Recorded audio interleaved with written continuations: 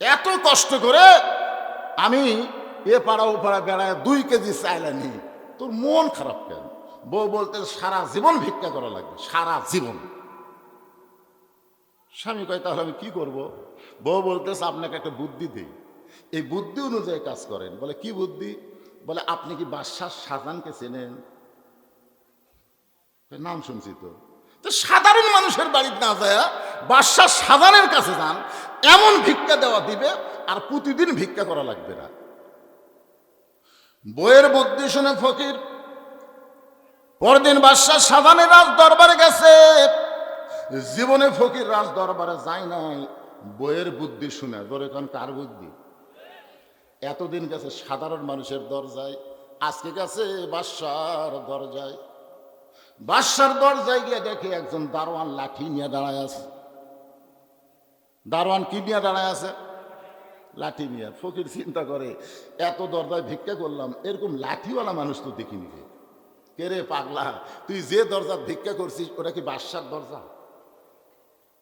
ফকির চিন্তা করতেছে কি করি, বউ তো বুদ্ধি দিছে, এখন যাওয়াই লাগবে। এই মনে করে ফকির যখন সামনে পা বাড়াইছে, দারোয়ান লাঠি দিতে আরে এক ধাপ। ফকির চিন্তা করতেছে এ ভাঙ্গাচোরা শরীর নিয়ে এর সাথে আর পারবো না, কারণ দারোয়ান কিন্তু দুর্বল মানুষ হয় না, দারোয়ান মোটামুটি শক্তিশালী মানুষ হওয়া লাগে। ধরে কোন কথা ঠিক কি না? ফকির চিন্তায় পড়ে গেলেন কি করব। এমন সময় ফকিরের মাথায় বুদ্ধি দেওয়ার মালিককে, উদউ ইলা সাবিলি রাব্বিকা বিল হিকমা মাউইজাতিল হাসানা। ধরে কোন আল্লাহু আকবার। ফকির চিন্তা করতেছে হিকমত অবলম্বন করা লাগবে। ফকিরের বুদ্ধি কিন্তু কম না, অনেক বেশি বুদ্ধি। একটা ফকির যদি দেখে এক জায়গায় খাওয়ার অনুষ্ঠান হচ্ছে, ওই কিন্তু দেখবেন 1-1 ঘন্টার মধ্যে 100 ফকির জানাবে ভাই অমুক জায়গায় কাম হচ্ছে। এর মধ্যে একটা মিল আছে। ফকির চিন্তায় পড়ে গেল আমার ভাঙ্গাচোরা শরীর নিয়ে ওই দারোয়ানের সঙ্গে পারবো না। এখন হেকমতের মার হলো এক দৌড়ে গিয়ে দারোয়ানের 2টা পা খপ করে ধরছে। যে দারোয়ানের হাতে লাঠি আছে, ফকির দারোয়ানের কি ধরছে? লাঠি ধরছে না পাও ধরছে? যেই পাও ধরছে তখন দারোয়ানের দয়া হয়ে বলছে যে ভাই তুইও যা হামতে, তুই ভিক্ষা করে খাস আর আমি দরজা পাহারা দিয়ে খাই, আমাদের মধ্যে কোনোই তফাৎ নেই। ফকির বলতেছে তাহলে দরজা খুলে দাও। দারোয়ান বলে পাগল, আমি আছি প্রথম দরজায়, এরকম আরো 15টা দরজা আছে, প্রত্যেকটা দরজায় একটা করে দারোয়ান লাঠি নিয়ে দাঁড়ায় আছে, আমি খুলে দিলি কি পরের দারোয়ান খুলবে? ফকির বলতেছে ভাই খালি তুমি খুলে দাও। দারোয়ান ঠাট্টা করে দরজা খুলে দিছে। ঠাট্টা যা, পরের দারোয়ানে পিটন খায় এমনি বের হবে। এই ঠাট্টা করে দরজা খুলে দিছে। আর ফকির দরজা খোলা পায় ভিতরে ঢুকে দেখে 100 গজ দূরে আর একটা দরজায় দারোয়ান লাঠি নিয়ে দাঁড়ায় আছে। ফকিরকে দেখে বলতে ওই ফকির ঢুকলা কেমনে? ফকির বলতে যে কেমনে ঢুকলাম, তাহলে প্রথম দারোয়ানের কাছে যাও, ওই আমার পরিচয় পায়াই দরজা খুলছে, এখন তুমি দরজা খুলবে না মারবে সেটা তোমার ব্যাপার।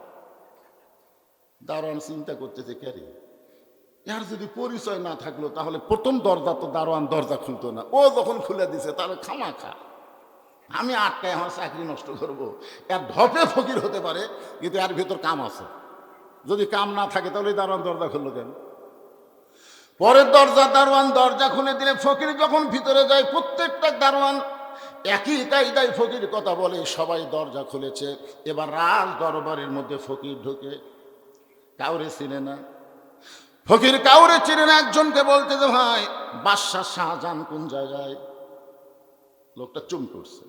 চমকে ওঠার কারণ হলো আমরা সবাই সম্রাট জাহাপনা বলে সম্মান দেই, আর এই বেটা সম্রাট নাই জাহাপনা নাই, সরাসরি বাদশাহ শাহজাহান কোথায়? ওই ব্যক্তি হলো প্রধানমন্ত্রী। মনে মনে চিন্তা করতেছে উজির আজম, এর চেহারা ফকিরের মতন হতে পারে কিন্তু আসলে ফকির না। এতগুলো দরজা পায়রা দিয়া যেই বেটা ভিতরের মধ্যে ঢুকছে এ তো সাধারণ মানুষ না। জোড়হাত করে বলতেছে বাবা বাদশাহ এখন রাজ দরবারে নাই, ওই যে ছোট্ট ঘর, ওই ঘরের মধ্যে ঢুকছে। দারোয়ান ঘরের কাছে যায়, দেখে দরজা বন্ধ, একটা জানালার পাল্লা খোলা আছে, ওই পাল্লা দিয়ে ভিতর দিকে তাকায় দেখে গোটা ঘর শুদ্ধ একজন মানুষ, একজনই মানুষ। 2 হাত তুলে বলতেছে ও বাদশার বাদশাহ, তোমার দরবারে ফকির, আমি ফকির বলে দু চোখ দিয়ে দর দর করে পানি পড়তেছে। ফকির মনে মনে কয় বইয়ের বুদ্ধি শোনা আসলাম বাদশার কাছে, কিন্তু আইসা দিকে বাদশা নিজে ফকির হইয়া কানতেছে। কার বুদ্ধি শোনা? বইয়ের বুদ্ধি শোনা আসলাম বাদশার কাছে, আর বাদশা যে হারে কানতেছে। বড় ফকির কে রে? আমি বড় ফকির না ভিতরে যারা কান দিচ্ছে এটাই বড় ফকির? আমি তো কোনোদিন কান্দি না, আমি তো ভিক্ষা করার জন্য কোনোদিন ফকির ফকির বলে কান্দি না, কিন্তু এই বেটা যে হারে কানতেছে। তাহলে বাদশা শাহজাহান ফকির হইয়া যার কাছে কান্দে, আমি ফকির আল্লাযীনা ইউমিনুনা বিল গায়ব, অদৃশ্যকে বিশ্বাস স্থাপন করে, আমি সেই বাদশার কাছে কানতে চাই যে বাদশা হলেন তাবারাকাল্লাযী বিয়াদিহিল মুলক ওয়া হুয়া আলা কুল্লি শাইইন কাদির। আপনার বলেন তো ফকির ভিতরে ঢুকে ইমান বাড়িছে না কমিছে? এই কথা কর না কেন? আজকে আপনাদের আমাদেরকে আল্লাহ ভিতরে ঢুকবার বলতেছে। মসজিদের ভিতরে ঢুকে দেখো, আওয়ামী লীগ, বিএনপি, জাতীয় পার্টি, জামাত নাই, সবাই 14 দল 20 দল ভাঙ্গে এক কাতার হয়ে গেছে। জোরে কোন কথা ঠিক কিনা?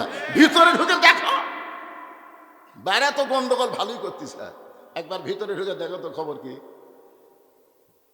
আমি নিজের চোখে দেখছি, ডান পাশে আওয়ামী লীগ, বাম পাশে বিএনপি, মাঝখানে জামাত, তিনজন মিলে পায়ের গোড়া সোজা করতেছে। তিনজন মিলে কাতারের পাওয়ার গোড়া সোজা করতেছে, কেউ কাকু কোনার ঘুতে মারতেছে না। আওয়ামী লীগ তো কবার পারে এই রাজাকার, বিএনপি কবার পারে যুদ্ধপ্রতি, তুই কে আমাকে মাঝখানে। কিন্তু যখনই ভিতরে ঢুকছে তখন আর বিএনপি, আওয়ামী লীগ, জামাত নাই, সবাই কাতারবদ্ধ হয়ে ভাই ভাই ধরে খান সুবহানাল্লাহ। তাহলে ভিতরে ঢোকার দরকার আছে না নাই? মশারির ভিতরে কখন ঢোকেন? যদি মনে করেন গোটা শরীরই ভিতরে থাকবে, তাহলে হাতটা বের করে থাকবে। এই মনে করে যদি মশারির বাইরে হাত রাখেন, মশা রাগ করে কামড়াবে বেশি না কম? এই শীতের দিনে আপনি কম্বলের ভিতরে থাকেন না বাহিরে থাকেন? আধা আধি থাকেন না পুরাপুরি থাকেন? তার মানে বোঝা গেল ভিতরে যেই শান্তি বাহিরে সেই শান্তি নাই। আমরা বাহিরের শান্তি খুঁজতেছি, আসলে বাহিরের শান্তি পাওয়া যাবে না। শান্তি পাবার পেলে পুরাপুরি ইসলামের মধ্যে ঢোকা লাগবে। ধরে কোন ঠিক কি না? ফকির আসল বাদশার খবর কথা, আসল বাদশা। বউ যে বাদশার খবর দিছে এটা হলো নকল বাদশা। ধরে কোন কি বাদশা? আসল বাদশার খবর নিয়ে ফকির যখন বের হয়ে যাচ্ছে, যাওয়ার সময় প্রথম দরজার দারোয়ান বলতেছে, বাবাজি আপনি কি বাদশার সাথে দেখা পাচ্ছেন? আপনি যে ঢুকলেন এমন কায়দা করে হেকমত করে, আপনি কি বাদশার সাথে দেখা পাচ্ছেন? ফকির বলে, এই দারোয়ানের বাচ্চা দারোয়ান, খালি দরজা পাহারা দিয়ে খাস, ভিতরের খবর জানিস? দারোয়ান চমকে উঠছে, কি রে? ফকিরের মশান বাড়িছে না কমিছে? ইমান বাড়িছে না কমিছে? ইমান বাড়ার কারণে বলতেছে, দারোয়ানের বাচ্চা খালি দরজা পাহারা দিয়ে খাস, ভিতরের খবর জানিস? তোরা তাকে বাদশা বাদশা বলে পূজা করতেছিস, আমি নিজের চোখে দেখে আসলাম। ফকির হয়ে কাঁদতেছে। আপনারা বলেন তো, নিজের চোখে দেখলে ইমান বাড়ে না কমে? নিজের চোখে যদি দেখবার চান তাহলে শুধু বক্তার ওয়াজ শুনলে হবে না, আল্লাহর কোরআনকে হাতে নিয়ে নিজের চোখে দেখা লাগবে। দেখছেন কোনোদিন? কে দেখছেন? আমি নিজের চোখে দেখে আসলাম। গোটা পৃথিবীর রাজত্ব কর্তৃত্ব মালিকানা কার হাতে? তো নিজের চোখে দেখে আসা আমি কি বলতে পারি যে আওয়ামী লীগ ক্ষমতায় ছিল, আবার সামনে বিএনপি ক্ষমতাতে আসতেছে? এ কথা কি আমি বলতে পারি যে আওয়ামী লীগ ক্ষমতায় ছিল, বিএনপি ক্ষমতাতে আসতেছে? এটা কোনো ইমানদারের কথা না।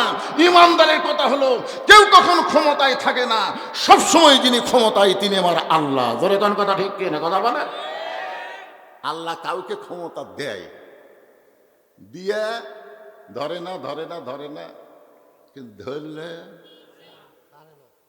আল্লাহ দেয়। দেখি তো 5 বছর দিলাম, তুই কি করিস? যেরকম আল্লাহ ফেরানোর ক্ষমতা দিছিল, ফেরানোর কোনো ক্ষমতা আছে? কোন ক্ষমতা আছে? ওই ক্ষমতা পায়া এক সময় বলে আমি কে, আমি কে, আমি কে। মানে ক্ষমতা আল্লাহ দিছে, এখন ক্ষমতা পায় নিজেকে নিজে চিনবার পারতেছে না। আমি কে, আমি কে। এমন সময় ফেরাউনের প্রধানমন্ত্রী বলতেছে, আপনি আপনাকে চিনবার পারতেছেন না, আপনি একদিন গোরস্থানের দারোয়ান ছিলেন। প্রধানমন্ত্রীর নাম হলো হামান, প্রধানমন্ত্রীর নাম কি? হামান। মানে এরা দুইজনই গোরস্থানের দারোয়ান ছিল। আপনি আপনাকে চিনতেছেন না, আপনি গোরস্থানের দারোয়ান ছিলেন। ফেরাউন বলতেছে, হামান, এই অতীতের কথা খবরদার বলবি না। আমি অতীতের কথা মনে ভুলে গেছি, ভবিষ্যতের চিন্তা আমার নাই, বর্তমানে আমি কে। আপনি মানুষ, আপনার অতীতের কথা মনে রাখতে হবে, ভবিষ্যতের চিন্তা করা লাগবে, তাহলে বর্তমান আপনি ফেরাউন হবেন না। ক্ষমতার মালিক আল্লাহকে বিশ্বাস করবেন। জোরে কোন কথা ঠিক না? ক্ষমতার মালিক কে? সবাই স্বীকার করে না, ঠেলার তোড়ে স্বীকার করে। আপনার বলেন তো, পৃথিবীর সমস্ত চিকিৎসা যখন শেষ হয়ে যায়, যখন ডাক্তাররা বলে কোনো গ্যারান্টি নেই, তখন সবাই বলে হুজুর দোয়া করবেন, হুজুর দোয়া ছাড়া। আপনার বাড়ি হলো মাঝবাড়িতে, আপনি গেছেন বগুড়াতে, কাজ করতে করতে রাত হয়ে গেছে বেশি, তখন একটা সিএনজি বলতে, ভাই খুব যদি বেশি পারি আমি বাগবাড়ি পর্যন্ত নিয়ে যাবো, তারপরে আমি পারবো না। আপনি যাবেন? আপনি বাধ্য হয়ে চিন্তা করতেছেন কি করা যায়, যাওয়াই লাগবে। আপনি বাগবাড়ি পর্যন্ত আসে আপনি বলতেছেন ভ্যান, অটো ভ্যান নাই, ভুটভুটি নাই, এবারে মাঝবাড়ির কেউ আসো নাই। আপনি খুবই খোঁজাখুঁজি করে দেখলেন কেউ নাই। যখন দেখতেছেন কেউ নাই, তখন আপনি বলতেছেন যার কেউ নাই তার আল্লাহ আছে। আপনার বলেন তো এই কথা কখন করছেন, আগে না শেষে? তো হুজুরের দোয়া আপনারা কখন চাচ্ছেন? কখন চাচ্ছে? সমস্ত ডাক্তার দেখা শেষ, এখন কয় হুজুর দোয়া করেন। বিশ্বাস করেন, দেশ নেত্রীর জন্য যেভাবে গোটা বাংলার মানুষ দোয়া করতেছে, ইনশাল্লাহ তিনি আবার সুস্থ হয়ে ফিরে আসবে। বলে কোন কথা ঠিক না? তাও তো চাচ্ছে রে ভাই। এখন চারিদিকে তাকা দেখে ভ্যান নাই, ভুটভুটি নাই, কোনো লোকজনও নেই। তখন বলতেছে আল্লাহ, যার কেউ নাই তার আল্লাহ আছে। ওই এখন পায়ে হাঁটা মাঝবাড়ির দিকে রওনা দিচ্ছে। রাত তো অনেক হয়ে গেছে, 11টা 12টা বেজে গেছে। অন্ধকারের মধ্যে একটু সরসরি শব্দ, অক্কে জোরে জিকির করবার কেউ কথা, কিন্তু জোরে জোরে করতেছে কেন? মানে ওই ভয়টা ওর ভিতর থেকে বের করার জন্য আল্লাহর জিকির করতেছে। জিকির করতে করতে বাড়ির দরজা দেখবার পথে, বুঝছেন? এখন বাড়ির দরজা দেখবার পায়া সকিনার মা, ওর মেয়ের নাম হলো সকিনা, বউকে ডাকতে, সকিনার মা দরজা খোলো। বউ দৌড়ে এসে যেই দরজা খুলছে, বাড়ির মধ্যে পাও দিয়ে বলে, বাঁচলাম রে, বাঁচলাম রে। বউকে কি হয়েছিল? যে বিপদের মধ্যে আসছিলাম। আল্লাহ কয়, পাগল, তুই বিপদের মধ্যে ছিলি না, এতক্ষণ তোর সঙ্গে আমি ছিলাম, তোর সঙ্গে কেউ ছিল না, আমি আল্লাহ ছিলাম। কিন্তু যেই বাড়ি পালে আর বউ পালি, আর তুই আমাকে ভুলে গেলি। বাড়ি আর বউ পায়া আর আল্লাহর কথা খেয়াল আছে? এটা কে দাঁড়ালো রে? কোনো দাঁড়ালেনি চলবে না, লাস্টে সেই খাওয়া হবে। এখন আয়াতটা মনোযোগ দিয়ে শোনেন। আল্লাহ বলতেছেন, ইয়া আইয়ুহাল ইনসান মা গাররাকা বিরাব্বিকাল কারীম। মানুষ কিসের মায়ে পড়ে, কিসের ধোকায় পড়ে তোমাদের আপন আল্লাহকে তোমরা ভুলে গেলে? প্রথম দরজার দারোয়ান এরকম হুমকি পাচ্ছে, ধরে কোন কি পাচ্ছে? হুমকি পায় ডাকে, এ দারোয়ান রে, খামাখা দরজা পাহারা দিয়ে লাভ নাই, ভিতর আসো। সমস্ত দারোয়ান বলতেছে কেন? বলে এমন এক মৌলবাদী ঢুকছে, আমাদেরকে ধোকা দিয়ে এক মৌলবাদী রাজ দরবারে ঢুকছে, এখন বলে বাদশা নাই, ফকির হয়ে গেছে। সমস্ত দারোয়ান একত্র হয়ে কেউ ফকিরকে কিল মারে, কেউ ঘুষি মারে। ফকির চিল্লায় বলে, যতই মার মারিস না কেন, নিজের চোখে দেখা জিনিস মিথ্যা বলা যাবে না। নিজের চোখে যারা আল্লাহর কোরআন দেখবে, তারা দরকার হলে জীবন দিবে, ফাঁসির মঞ্চে যাবে, কিন্তু বাতিলের সঙ্গে কোনোদিন আপোষ করবে না। জোরে বলেন কথা ঠিক? ফকির নিজের চোখে দেখছে, ওর ইমান বাড়িছে না কমছে? দারোয়ানেরা সমানে মারতেছে, কয় মারা শেষ করে দে, মার, জীবন দিব কিন্তু ইমান দিব না। নিজের চোখে দেখছি রে, তোরা দেখ বাদশা বাদশা বলে পূজা করে আমাকে মারতেছিস। সে ফকির হয়ে কাঁদতেছে। ইতিমধ্যে বাদশাহ শাহজাহানের আসরের নামাজ শেষ, মোনাজাত শেষ করে বার হয়ে বলতেছে, এ দারোয়ানেরা কারে মারতেছ, কি জন্য মারতেছ? বলে যাহাবো না, আমরা খালি মারতেছি, আপনি শুনলে তো মারাই ফেলবেন। বাদশাহ শাহজাহান বলে কি হয়েছে? বলে আপনি নাকি ফকির হয়ে গেছেন। এই বেটা বলতেছে আপনি নাকি আর বাদশাহ নাই, আপনি ফকির হয়ে গেছেন। বাদশাহ শাহজাহান দৌড়ে এসে ফকিরের টুটি চাইবা ধরে বলতেছে, এই মিয়া, তুই জানিস না আমি বাদশাহ শাহজাহান? ফকির মুচকি মুচকি হাসে আর বলে, এটাই তো জানতাম, এটাই তো এতদিন পর্যন্ত জানতাম। বাদশাহ শাহজাহান বলে, জানতাম কি রে? জানতাম হলো অতীতকাল। বলে জানি, জানি গো। ফকির কয় না, এটাই জানতাম, আপনি বাদশাহ, এটাই জানতাম। বইয়ের বুদ্ধি শুনে, বইয়ের বুদ্ধি কি কোন বইয়ের বুদ্ধি শোনার দরকার আছে না? না এ কথা কন না কেন? মায়েরা খালি কান ফেলে আছে। মা, আজকে আপনাদের যে একটা ওয়াজ হবে, ফাটাফাটি ওয়াজ। বইয়ের বুদ্ধি শুনে আমি বাদশাহ শাহজাহানের দরবারে, কিন্তু নিজের চোখে দেখলাম আপনার মতো একজন মানুষ, আপনি আপনি কে জানি না, তবে আপনার মতোই একজন মানুষ ওই মসজিদের মধ্যে দুই হাত তুলে কাঁদতেছেন আর বলতেছেন, ও বাদশাহ, বাদশাহ, আমি ফকির, আমি ফকির। বাদশাহ শাহজাহানের দুইটা হাত থর থর করে কাঁপতেছে। দারোয়ানগুলো বলে, জাহামনা ফকির কি কইল?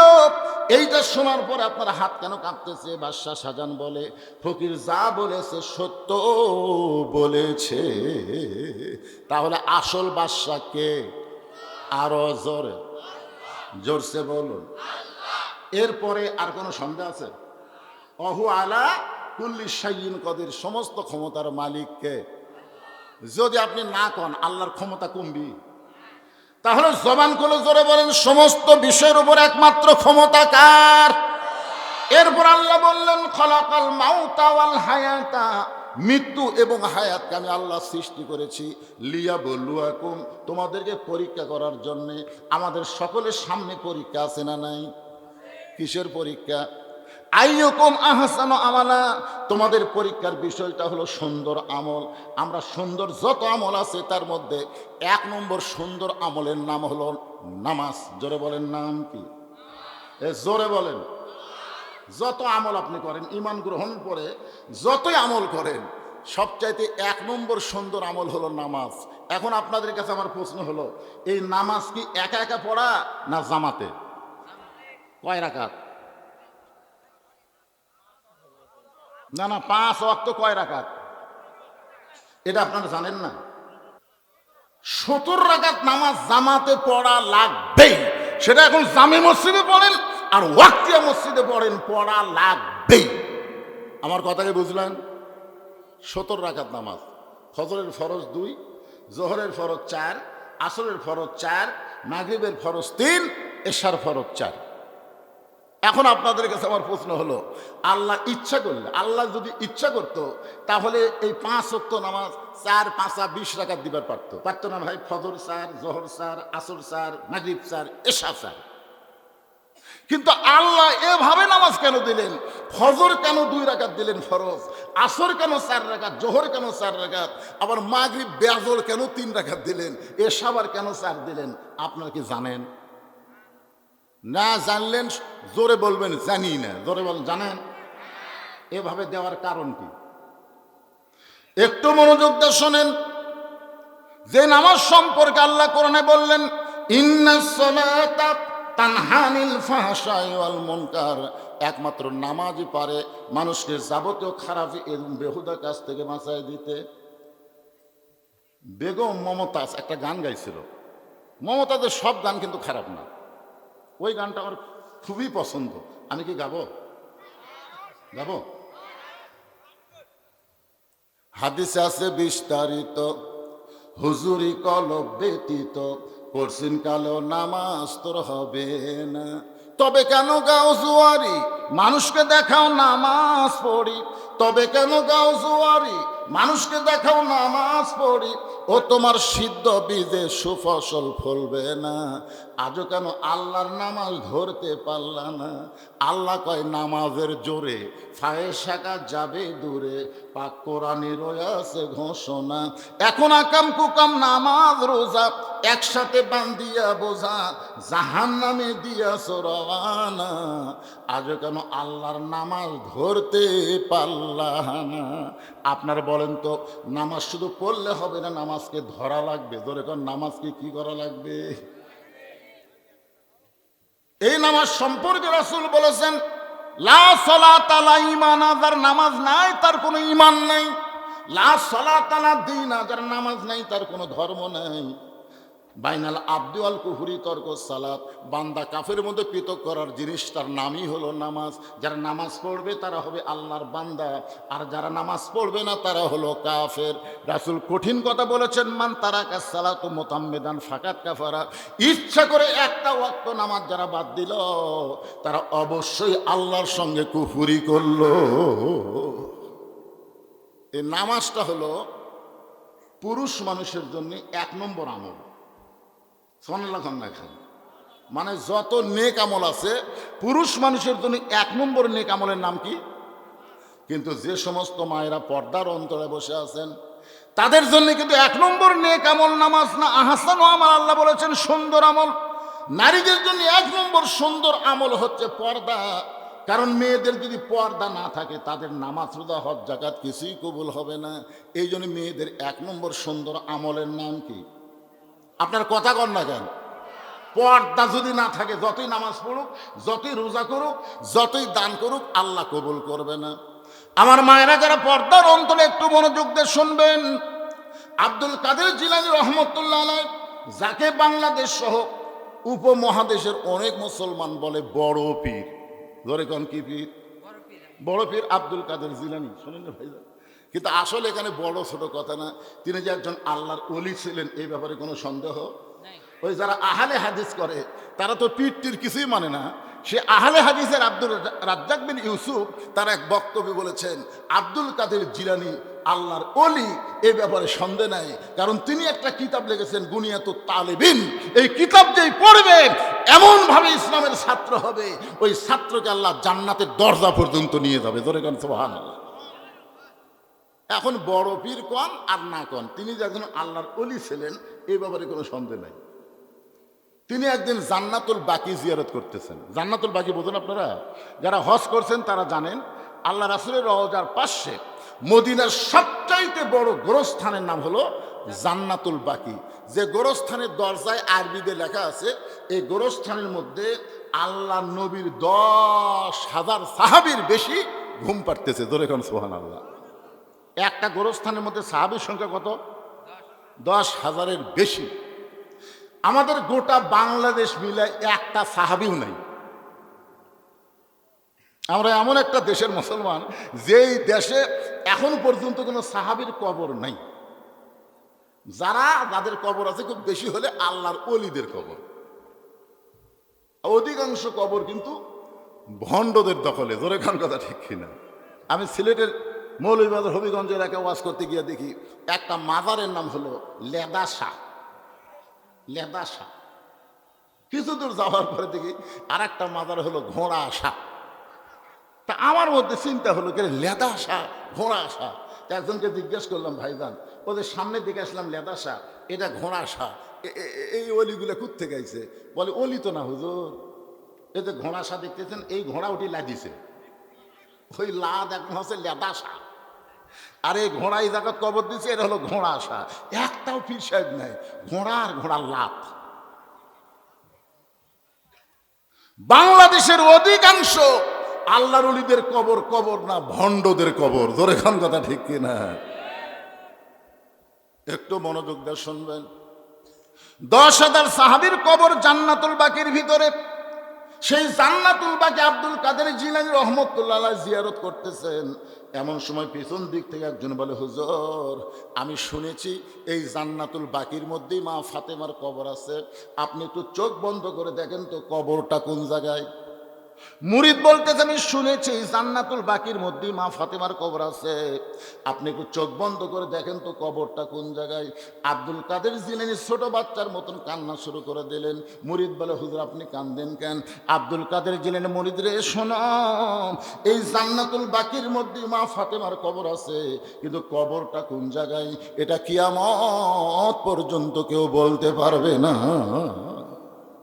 সমস্ত মুরিদ বলে হুজুর এই জান্নাতুল বাকির মধ্যে মা ফাতেমার কবর, কিন্তু কবরটা কোন জায়গায় কিয়ামত পর্যন্ত কেন বলা যাবে না? আব্দুল কাদের জিলানী বললেন আমার মা ফাতেমা হইল জহুরা, আমার মা ফাতেমা হলো জহুরা, আর এই জহুরা হওয়ার কারণেই তার কবর কোন জায়গায় এটা কেউ বলতে পারবে না।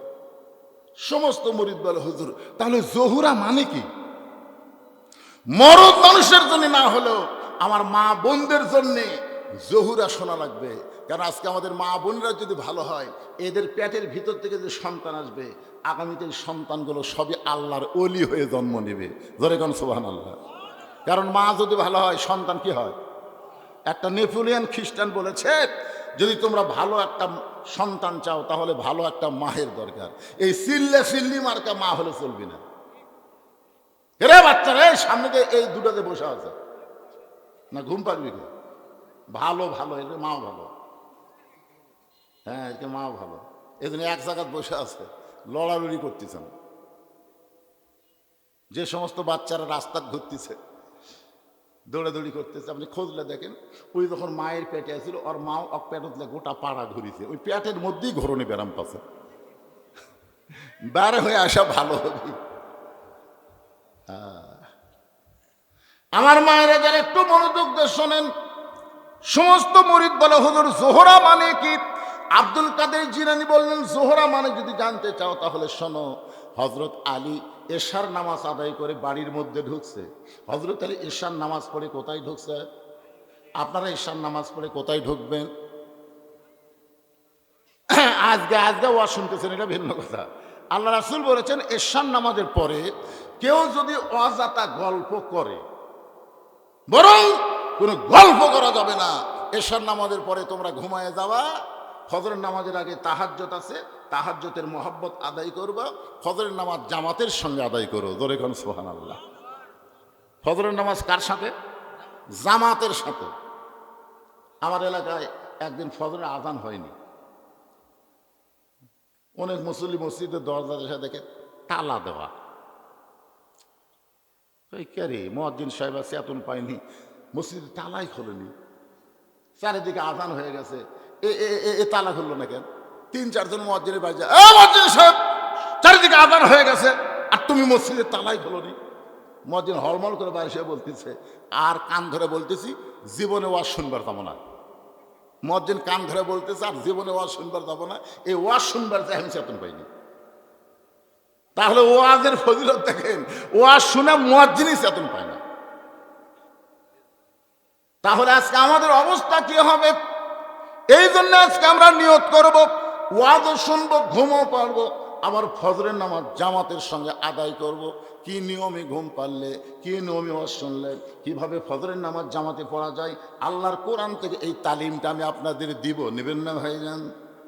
হজরত আলী এশার নামাজ পড়ে ঘরের মধ্যে ঢুইকে দেখে ফাতেমা সুন্দরী সাইজা গুইজা বসে আছে, হাসান হুসেনকে সুন্দর করে সাজায় দিছে, ঘরটাও ফাতেমা সুন্দর করে সাজায় রাখছে।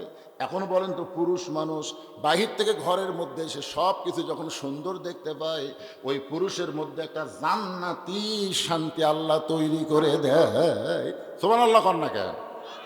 আপনি পুরুষ মানুষ বেড়া থেকে যখন ঘরের মধ্যে এসে দেখতেছেন বসে আছে, সন্তানকে সুন্দর কাপড় পরে দিছে, ঘরের বিছনাপাত্র সব সুন্দর করে রাখছে, আপনার মনে একটা শান্তি হবে না? হবে কি হবে না? কতক্ষণ কিন্তু এসে দেখতেছেন এক সোল মাটির ছুঁয়ে থেকে গ্যাঙ্গাচ্ছে, আর একজন প্যান্টও খুলে বসে আছে, আর বহু তো পাতিলের হাঁড়ির মতন এটি কালি এটি হলদি নিয়ে বসে আছে। বিছনার দিকে তাকে দেখেন বালুস একটি, খেতা একটি, চাদর উপর হয়ে আছে। তখন আপনি বলতেছেন আল্লাহ রে, এ বাড়ির থেকে বেড়াই ভালো রে। অনেক মরদ মানুষ কিন্তু বাড়ির থাকবার চায় না, সবসময় বাইরে ঘুরঘুর করে, কারণ ওর বাড়ির মধ্যে কি নাই? শান্তি নাই। ধরে বলেন কি নাই? হযরত আলী ঘরের মধ্যে ঢুকেই বলতেছেন আলহামদুলিল্লাহ আলহামদুলিল্লাহ আলহামদুলিল্লাহ। তিনবার যখন আলহামদুলিল্লাহ শব্দ উচ্চারণ করেছে, এমন সময় ফাতেমা হাসান হোসেনকে বুকের মধ্যে নিয়ে বলে, বাবু তোমরা দুই ভাই একটু অন্য ঘরে যাও, তোমার বাবার সঙ্গে আমার গোপন কিছু গল্প আছে। যেই মাত্র ফাতেমা বলতেছে হাসান হোসেনকে, বাবা তোমরা দুই ভাই একটু অন্য ঘরে যাও, তোমার বাবার সঙ্গে আমার গোপন কিছু গল্প আছে, কথাবার্তা বলার সঙ্গে সঙ্গে হাসান হোসেন হাসতে হাসতে যখন অন্য ঘরে গেছে, এমন সময় ফাতেমা ঘরের দরজা বন্ধ করে দেয়। সন্তান দুইটাকে বের করে দিয়ে যখনই দরজা বন্ধ করেছে, সঙ্গে সঙ্গে হযরত আলী মাথার টুপি খুলেছে।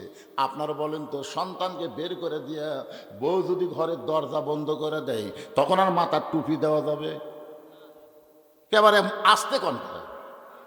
আপনি কি মনে করতেছেন আমি যত বড়ই বক্তা হই, আমি ওয়াজ করে বাড়ির যে টুপি মাথাতে থাকি?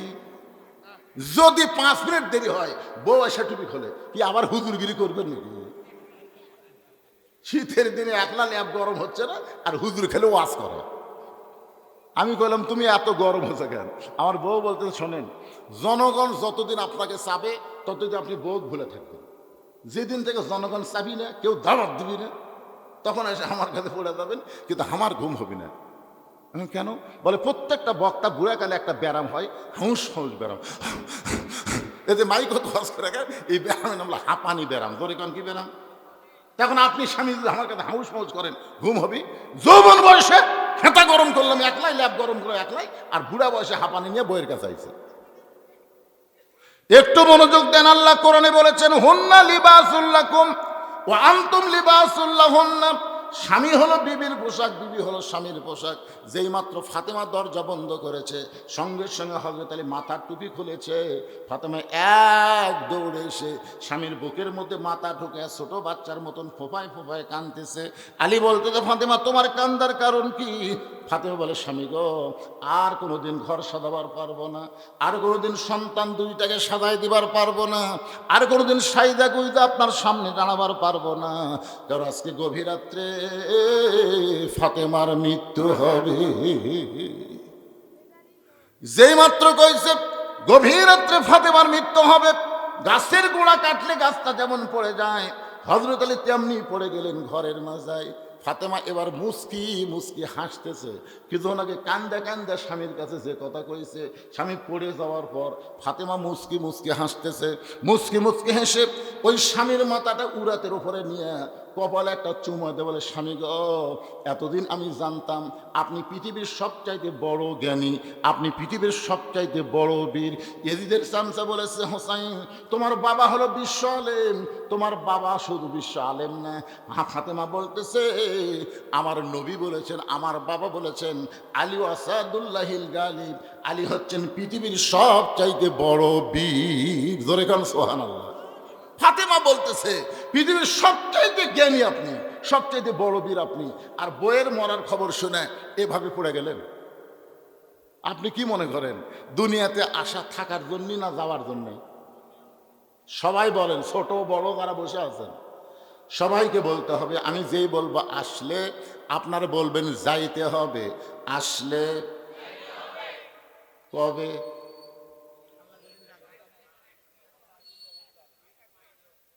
কিন্তু আল্লাহ শর্ত দিছে, মরার আগে মুসলমান হওয়া লাগবে বাবান। যখন তখন গেলে হবে না, মুসলমান হয়ে মরতে হবে। ফাতেমা বলে, স্বামীকে এমন করে আপনি কাঁদবেন না, কারণ আসলে যাইতে হবে। ওগো স্বামী, আমি চলে যাওয়ার পর আমার 3টা চাওয়া আপনাকে পুরা করা লাগবে। আমি চলে যাওয়ার পর আমার 3টা চাওয়া পুরা করা লাগবে। হযরত আলী ছোট বাচ্চার মতন কান্দে, বলে, ফাতেমা রে, দুনিয়ার জীবনে অত্যন্ত গরিব ছিলাম বলে তোমার একটা চাহিদাও আমি পুরা করবার পারিনি। আপনারা বলেন তো, হযরত আলী দুনিয়াতে ধনী ছিল না গরিব ছিল? কেমন গরিব! আলীর জীবনে পড়ে দেখেন এত গরিব ছিল। ফাতেমা হযরত আলীর বউ হওয়ার পরে জাঁতা ঘুরাইতে ঘুরাইতে হাতের মধ্যে ফসকা পড়ে ওই হাতের চামড়া উঠে রক্ত পর্যন্ত বের হয়েছে। এত অভাবী ছিল হযরত আলী। সে আলী কান্দের বলে, ফাতেমা, দুনিয়ার জীবনে কিছুই দিবার পারলাম না, মরার পরে তুমি কি চাইবা ফাতেমা? ফাতে বলে, স্বামী গো আমার তিনটা চাওয়া। এক নম্বর চাওয়া হলো রাতের অন্ধকারে আমার মৃত্যু হবে, এই রাতের অন্ধকারেই আমাকে দাফন করা লাগবে। কারণ আমি পর্দাকে এত ভালোবাসি, সবসময় আল্লাহর কাছে দোয়া করেছি, আল্লাহ ফাতেমার মৃত্যুটা যেন গভীর রাতে হয়। আল্লাহ তাআলা আমার দোয়া কবুল করেছে। আমার রাতের অন্ধকারে পর্দায় মৃত্যু হবে, কিন্তু আমি মরে যাওয়ার পর এই তিনটা চাওয়া আপনাকে পুরা করা লাগবে। রাতের অন্ধকারেই আমাকে দাফন করবেন, দিনের আলোতে যদি কবর দেন তাহলে আমার পর্দার খেলাফ হয়ে যাবে। ও গো স্বামী, আমার 2 নম্বর চাওয়া হলো আমার কোনো জানাজার ব্যবস্থা করবেন। মেয়ে মানুষের জানাজা এখানে মাইকিং করে করার কোনো দরকার নেই। ফাতেমা বলতেছে, যিনি নারীদের নেত্রী হবেন জান্নাতে, তিনি বলতেছেন আমার জানাজার কোনো ব্যবস্থার দরকার নাই। আলী বলতেছেন, ফাতেমা তুমি নবীর কলিজার টুকরা, তোমার মৃত্যুর খবর শুনলে হাজার হাজার মানুষ তোমার জানাজায় দোয়া করবে, তুমি কি এই দোয়া চাও না? ফাতেমা বলতে, স্বামী গো, লক্ষ লক্ষ মানুষ যদি দোয়া করে ফাতেমা ভালো, আর আপনি যদি বলেন আমার ফাতেমা ভালো না, ওই লক্ষ মানুষের দোয়া দেয়া ফাতেমার এক তিলি পরিমাণ লাভ হবে না। আর দুনিয়ার তামাম মানুষ যদি বলে ফাতেমা খারাপ, আর আপনি যদি বলেন ফাতেমা ভালো, এই স্বামীর সার্টিফিকেটে আল্লাহ ফাতেমার জন্য 8টা জান্নাতের দরজা খুলে দিল। এখন আপনারা বলেন বউ ভালো হওয়া লাগবে কার কাছে? কেন আমার কথাকে আপনার বুঝতে পারতেছেন? তাহলে বউ ভালো হওয়া লাগবে কার কাছে? আর হামাকের গুলা লব উল্টা কি কয়, এরকম লব উল্টা তুমি, খালি তুমি আমাকে দেখতে পারো না, খালি তুমি। গোটা পাড়া খুঁজে দেখো আমার বিরুদ্ধে কেউ নাই। এই মায়েরা যারা পর্দার অন্তরে বসে আছেন, গোটা পাড়ার লোক আপনাকে ভালো বললে হবে না, আপনার স্বামী আপনাকে ভালো বলা লাগবে। জোরে কোন কথা ঠিক কিনা? আজ পর্যন্ত কোনোদিন শুনছেন যে মেয়ে মানুষের লাশ সামনে থেকে কেউ বলেছে এই মেয়েটা কেমন ছিল? কেউ বলছে? কেন বলে না? ভাই কি গল্প আপনার, কেউ কিছু বলবি নাকি? আপনাকে গল্পই করা যাবে না তো, এমন একটা মুহূর্ত আসতেছে কিছুক্ষণ পরে। কিছু নাকি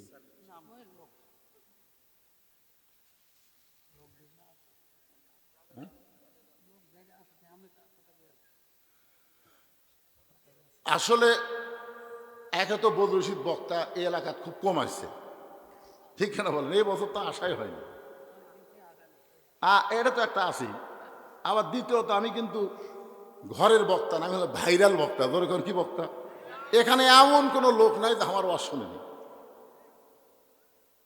3 নম্বর হলো এখানে এমন একটা অবস্থা আসার পরে আমি জাইদুল ভাই থেকে শুনলাম যে একেবারে গোস্ত দিয়ে আলু ঘাটি আবার ভাত। এটা কি জাতা কথাকে ভাইরে? আপনি মানুষ যতই বসান শেষ পর্যন্ত রাস্তা পর্যন্ত যাবি। কারণ ভাত তরকারি যদি মাছ ঘাটি হতো, অনেকে মাছ ঘাটি বন্ধ করে, গরুর গোস্তর ভাত এটা ছাড়া।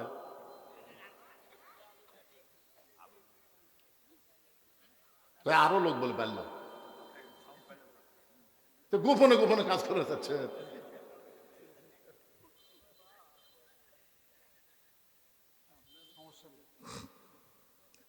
অমামিন দাব্বাতিন ফিল আরদি ইল্লা আলাল্লাহি রিজকুহা। পৃথিবীতে এমন কোনো বিচরণশীল প্রাণী নাই যার রেজেকের ব্যবস্থা আল্লাহ করে নাই। আমাদের দায়িত্ব হলো দাওয়াত দেওয়া, আল্লাহর দায়িত্ব হলো খাওয়ানো। জোরে কর কথা ঠিক কিনা? আমরা কি খাওয়াতে পারবো? আমাদের কাজ কি? দাওয়াত দেওয়া। ইনশাআল্লাহ কোনো টেনশন নাই, বরকত দেওয়ার মালিককে। আরো জোরে জোরসে বলুন। ফাতেমা বলে, স্বামী গো আমার 3 নম্বর চাও হলো আমার লাশটা খাটনিতে তুলবেন না। আমি মরে যাওয়ার পর আমার লাশটা খাটনিতে তুলবেন না। আমি ফাতেমা হিসাব করে দেখলাম 4 জন ব্যক্তি আমার খাটনি কান্দে নেবে, এমন 4 জন পুরুষ দুনিয়াতে নেই। আমার বাবা যদি আজকে দুনিয়াতে থাকতো, মরা মেয়ের লাশের খাটনি বাবা কান্দে নিবার পারতো। আমার হাসান হোসেন যদি বড় হইতো, তাহলে মায়ের লাশের খাটনি কান্দে নিবার পারতো। ওগো স্বামী, 6 মাস আগে আমার বাবা দুনিয়া থেকে বিদায় নিয়েছে। আমার হাসান হোসেন এত ছোট, এরা তো মায়ের লাশের খাটনি কান্দে নিবার পারবে না, আপনি শুধু আমার লাশটা কান্দে করে নিয়ে ওই জান্নাতুল বাকির পূর্ব কোণায় সবুজ রঙের একটা বাতি জ্বলবে, ওই বাতি বরাবর আমাকে দাফন করবেন।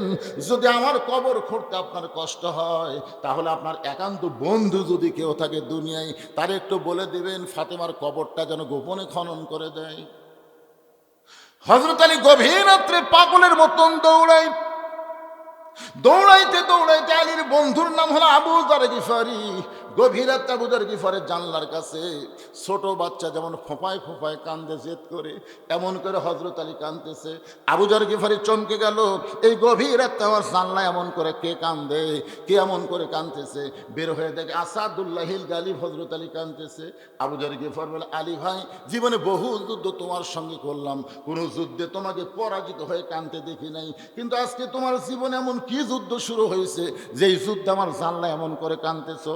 আলী বলতেছে, আবু যর, ওই জান্নাতুল বাকির পূর্ব কোণায় একটা কবর কর। আবু যর বলতেছে, আলী রে, এখন পর্যন্ত দুনিয়ার কেউ মৃত্যুবরণ করে নাই, তাহলে কবর কেন খনন করতে হবে? আলী, দিনের বেলা কি কবর খনন করা যাবে না? এই রাতের বেলা কেন কবর খনন করতে হবে? আলী বলতেছে, আবু যর, একজন পর্দানিশী এই গভীর রাত্রে দুনিয়া থেকে বিদায় নেবে, তার আজ শর্ত হলো এই রাতের বেলায় তাকে দাফন করা লাগবে। যা যা কবর কর।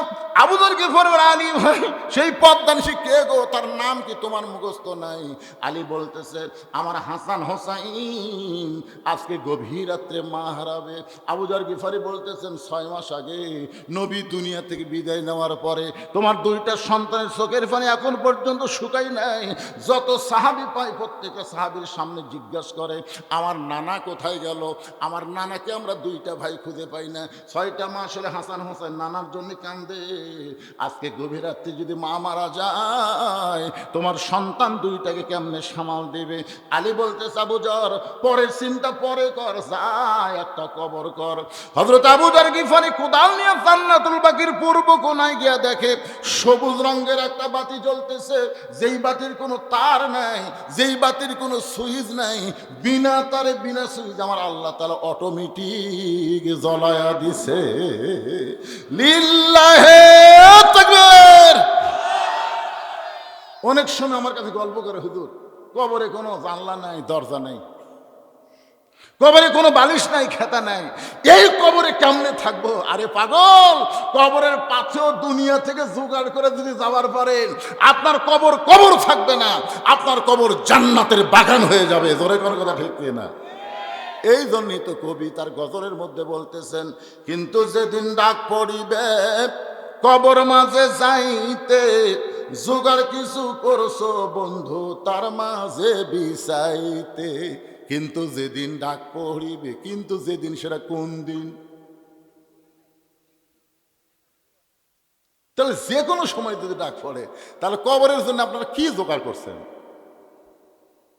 খলিফা হারুনের দরবারে একটা পাগল মাঝে মধ্যে আসতো, পাগলের নাম হলো বাহরুল পাগল। ধরে কোন কি পাগল? কখনো কান্দে, কখনো হাসে। উজির নাজির মন্ত্রীরা বিরক্ত হয়ে খলিফা হারুনকে বললেন, যাবো না, এই পাগল যেন রাজ দরবারে না আসতে পারে, এমন একটা ব্যবস্থা করেন, এই পাগল ছাগল রাজ দরবারে। খলিফা হারুন চিন্তা করলেন কি করা যায়। তিনি বাহলুলকে কাছে ডেকে বললেন, বাহলুল ভাই, আমাকে একটা কাজ করে দেওয়া লাগবে, আপনি পারবেন? বাহলুল চিন্তা করে, পাগলক যাই ভাই কছে, কি কাজ? যাবো না। বলে, আমার একটা লাঠি আছে, এই লাঠিটা আপনাকে দিয়ে দিলাম, শর্ত হলো আপনার চাইতে বোকা যদি কেউ থাকে তাকে লাঠিটা দিয়ে দিবেন। বাহলুল পাগল লাঠি নিয়ে চলে গেছে। খলিফা হারুন বললেন, শোনো, এই পাগল আর দরবারে আসবে না। উজির নাজির মন্ত্রী বললেন, কেন স্যার? বলে, এই জন্য আসবে না, ওর সাথে বোকা মানুষও খুঁজে পাবি না, লাঠি দাও, কামও শেষ হল। আর কাম না শেষ হলে আসে? আসলেই তাই, কয়েক বছর বাহলুল পাগল আর রাজ দরবারে আসেনি। ওর চাইতে বোকা মানুষ খুঁজাও পায়নি, ওর হাতুতে লাঠি আছে। কিন্তু খলিফা হারুন যখন দুর্বল হয়ে বিশ্রাম পড়ে গেছে, এমন সময় বাহলুল পাগল লাঠি নিয়ে হাজির। খলিফা হারুন বলে, কেরে বাহলুল, লাঠি যে এখনো তোর হাতে আছে, লাঠি দেওয়ার মানুষ আজকে হয়তো পাওয়া যাবে। খলিফা হারুন চমকে বলতেছে, এই ঘরের মধ্যে তুমি আর আমি ছাড়া তো কেউ নাই, তা লাঠি কেমনে কাকে দিবা? বলে, যাবো না, আপনাকে একটা প্রশ্ন করি, মনে করেন আপনি যে শহরে বসবাস করতেছেন, শহরের নাম কি? খলিফা হারুন বললেন, বাগদাদ শহর। বাহলুল পাগল বলেন, বাগদাদ শহর থেকে মক্কা শহরে আপনি যদি 10 দিনের সফরে যান, আপনি কিভাবে যাবেন? খলিফা হারুন বলতেছে, পাগল, বাগদাদ হলো আমার চীনা, মক্কা হলো আমার অচেনা। তাহলে চীনা শহর থেকে অচেনা শহরে গেলে মাল সামানা জোগাড় করি আমাকে যাওয়া লাগবে, কারণ ওখানে যায় যেন আমার বিপদ না হয়। বাহলুল পাগল বলে, যাবো না। শোনেন, দুনিয়ার একটা শহর থেকে আর একটা শহরে 10 দিনের সফরে গেলে মাল সামানা জোগাড় করে আপনি রওনা দেবেন, তাহলে দুনিয়ার জগৎ থেকে আখিরাতের জগতে কবরের ঈশ্বাসন দিয়ে আপনাকে যাওয়া হবে, যে কবরের মধ্যে 50,000 বছর আপনাকে থাকা লাগবে। সে কবরের পাথেয় হিসাবে কতটুকু আপনি জোগাড় করছেন? খলিফা হারুনের চোখ দিয়ে দর দর করে পানি পড়তেছে। বাহলুল পাগল বলে, জাহাপনা, খবর কি? বলে, ওই কবরের জন্য আমি তেমন কিছু জোগাড় করতে পারি নাই। বাহলুল পাগল বলে, তাহলে আপনার লাঠি আপনি নেন। এই দুনিয়াতে আসার পরে মৃত্যু সামনে আছে, এইটা জানার পরে কবরের পাথেও যারা জোগাড় করে না, তারা হলো সব চাইতে বড় বোকা। এই দুনিয়াতে আসার পরে মৃত্যু আমাদের সামনে আছে না নাই? কতক্ষণ আছে না নাই? তাহলে মৃত্যু সামনে থাকলে কবরের পাথেও জোগাড় করার দরকার আছে না নাই? আজকে কবরের পাথেও হবে এই ওয়াক্তিয়া মসজিদকে আল্লাহর হস্তে প্রাণ খুলে কলিজা থেকে দান করো। এত কথা বলার পিছনে কারণ হলো কি জানেন? দান বাক্স যখন আমার সামনে দিয়ে যায়, তখন আমার মন বলতেছে, দান বাক্স যখন আসলো কি দিব? চোখ বন্ধ করে দিকে আমার পকেটে 500 টাকার একটা নোট আছে, 200 টাকার একটা নোট আছে, 100 টাকার একটা নোট আছে, কিন্তু 10 টাকা নাই। 500 আছে, 200 আছে, 100 আছে, 10 টাকা নেই। এমন জোরে ঠেলা মারছে, 3 জন পার হয়ে গেছে। ওরা 3 জন খুশি হয়ে বলতেছে, জাকিরে, তোর হাতত জোর আছে রে, তোর হাতত জোর। কান্দের ফেরেশতা বলতেছে, আল্লাহ, এর কান্দর থাকবো না। আল্লাহ বলে, কি জন্য থাকবি না? বলে, পকেট ভরার টাকা থুয়ে 10 টাকা খুলছে নাই, তাই তোমার 500 ঠেলা মারলো। এই তো মানুষ না, এই নামাজ পড়ে কি করবি? আল্লাহ বলে, ফেরেশতা, তোরা সাক্ষী থাক যে দান বাক্স ঠেলা মারছে, ওই দান বাক্স ঠেলা মারেনি, ওর জীবন থেকে জান্নাতও ঠেলা মারছে। আজকে আপনাদের কাছে ব্যাগ যদি যায়, রুমাল যদি যায়, কারা কারা ঠেলা মারবেন? পকেটের টাকা থুয়ে কারা কারা ঠেলা মারবেন? হাত তোলেন তো দিকে।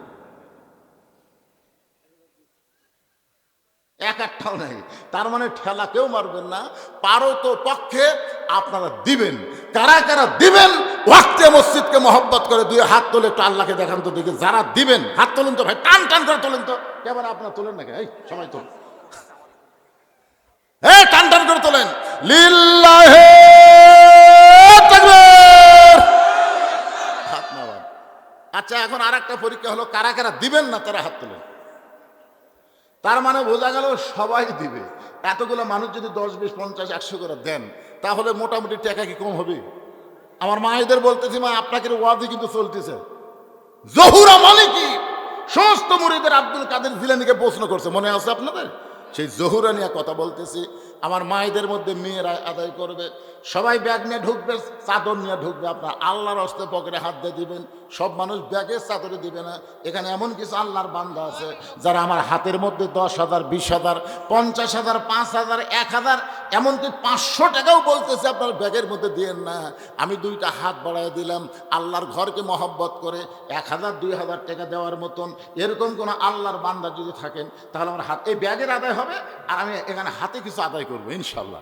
এই কমপ্লিট 5 থেকে 10 মিনিটের মধ্যে আদায় শেষ করে আমি আবার আলোচনার মধ্যে চলে যাব। আল্লাহ যেন কবুল করে, জোরে কেন আমিন।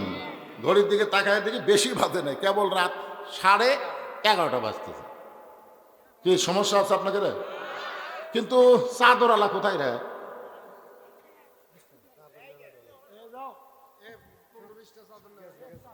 গেছে, ব্যাগে দিছে, মাশাআল্লাহ।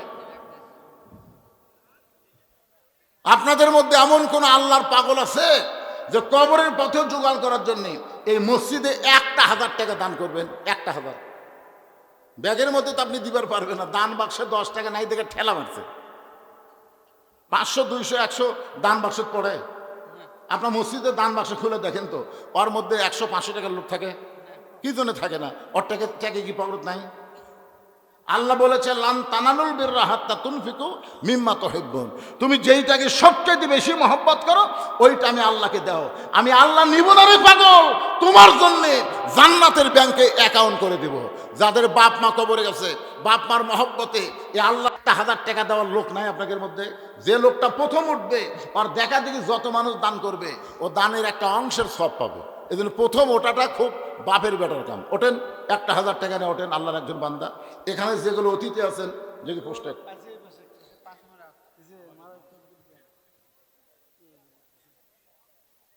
1,000 দিবেন, বেশি দেন না। আমি এলার কাছে আমি কি পিছন দিকে হাত মারছি? এই সামনে যাই। যে লোকটা মাঝখান থেকে উঠছি উই যেন ওই জায়গার না পায়। আপনাকে আমার কথা বুঝলেন? যে লোকটা উঠবে ও যেন আর জায়গা না পায়, ওই জায়গাটা আপনার পুরো করে দেবেন। শেষে থেকে তবারক খাওয়া লাগবে, অত সহজ না, জায়গা ছাড়া যাবে না। কথা কয় না রে, দেন দেন, আপনার তাদের শুরু করে দেন। দেখেন কিভাবে দিল, দেখছেন? দেখেন ইমানদার কারে কয়, পকেটে যা ছিল সব দিয়ে দিচ্ছে। এই যে 50 টাকার 10টা লোড দিছে আর 500 টাকার একটা লোড দিছে, তার মানে কি বোঝালো? যে বড় হোক ছোট হোক আল্লাহর জন্য সব দিয়ে দিল। 1,000 টাকা আল্লাহ তোমার একজন বান্দা, তোমার ঘর আছে মসজিদে করছে দান, আল্লাহ দানকে কবুল করে নিয়ে আপনজন যদি কবরে যায়, এই দানের ওসিলায় তাদের কবরকে জান্নাতের টুকরা বানায় দেন। জোরে কান আমিন। বাপ মা দুইজনই কবরে চলে গেছে, বাপ মার কবরের জন্য আমরা দোয়া করি, দানের ওসিলায় আল্লাহ বাপ মার কবরকে জান্নাতের টুকরা কবুল করুক। জোরে কান আমিন। আপনাদের মধ্যে একটা লোক আল্লাহর বান্দা নাই, এই মসজিদের জন্য 1,000 টাকা দিবেন ভাই? একটু ওঠেন ওঠেন ওঠেন। এই ছেলেরা ব্যাগের মধ্যে কি টাকা দিচ্ছে? খালি দৌড়াই রে। এই তো হ্যাঁ, ফকির কিন্তু কোনোদিনও বাপের কাছে ভিক্ষা চায় না। কোনোদিন দরজাতে বলছে বাবা 4টা ভিক্ষা দেন, বাবা এই কথা কয় না, মারে মারে 4টা ভিক্ষা দাও মা। তার মানে ফকির জানে মায়ের মন নরম বেশি। ব্যাগালাদের বলবো আপনার নড়বেন না, দাঁড়ায় থাকবেন। যারা আপনাদের আশেপাশে তারা শরম পায় পকেটে হাত দিবে, দৌড়াদৌড়ি করলে খালি ফাঁকর থাকবে। আজকে ফাঁকে না, সবাই হাত তুলছেন। যারা হাত তুলছেন সবাই পকেটে হাত ঢুকাবেন, আল্লাহর হস্তে দান করবেন। পিছনে যারা দাঁড়িয়ে আছেন আপনারাও দান করবেন। একটু জিকির করেন লা ইলাহা ইল্লাল্লাহ, লা ইলাহা ইল্লাল্লাহ, জোরে লা ইলাহা, লা ইলাহা ইল্লাল্লাহু মুহাম্মাদুর রাসূলুল্লাহ। আজকের মাহফিলে 4টা সহসভাপতি, 4 জন, এরা কি দান করছে? সবাই আগে দিছে।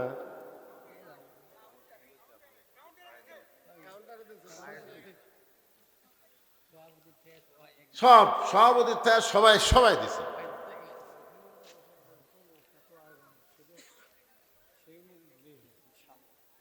সেই অনুযায়ী ব্যাগের মধ্যে কি ভাই বুঝবেন বাবা?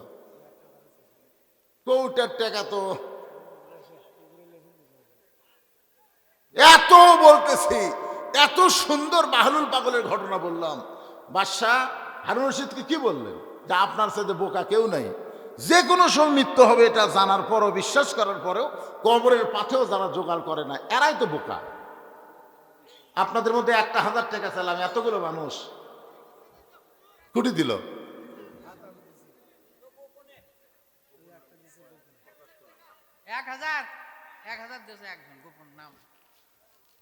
নাম বলবে না, গোপন একজন আল্লাহর বান্দা 1,000 টাকা দান করছে, আল্লাহ কবুল করেন। আল্লাহ রাসূল বলেছেন গোপনে দান প্রকাশ্যে দান, 2 দানই জায়েজ আছে। গোপন দান কার জন্যে? কোন সম্ভ্রান্ত বংশের মানুষ গরিব হয়ে গেছে, খুবই সম্ভ্রান্ত ব্যক্তি গরিব হয়ে গেছে, সে মানুষের কাছে ভিক্ষা চাইতে পারে না, তখন তাকে গোপনে গোপনে দান করবেন, তার সম্মানে যেন ক্ষতি না হয়। আবার তাবুকের যুদ্ধে আল্লাহ রাসূল বলেছেন কে কত দান করবা, প্রকাশ্যে দানের মহড়া হচ্ছে। আবু বকর কত দিচ্ছে, ওমর কত দিচ্ছে, ওসমান কত দিচ্ছে, আলী কত দিচ্ছে। তো এটা হলো তাবুকের যুদ্ধের মতো, আপনাদের কাছে প্রকাশ করলে ক্ষতি নাই ভাইজান। গোপনে একজন 1,000 দিতে, প্রকাশ্যে একজন 1,000 দেন তো, আপনাকে মাঝখান থেকে দেন। কে রে জামাইরা কেউ আসেনি নাকি রে শ্বশুরের বাড়ি? এই গ্রামে এই যে আপনার মাছবাড়ি মন্ডল পাড়া, তাই না? মাছবাড়ি মন্ডল পাড়ার কয়টা জামাই আছেন হাত তুলুন তো দেখি। একটা জামাই নাই। কি বিপদ রে! জামাইরাও দিছে।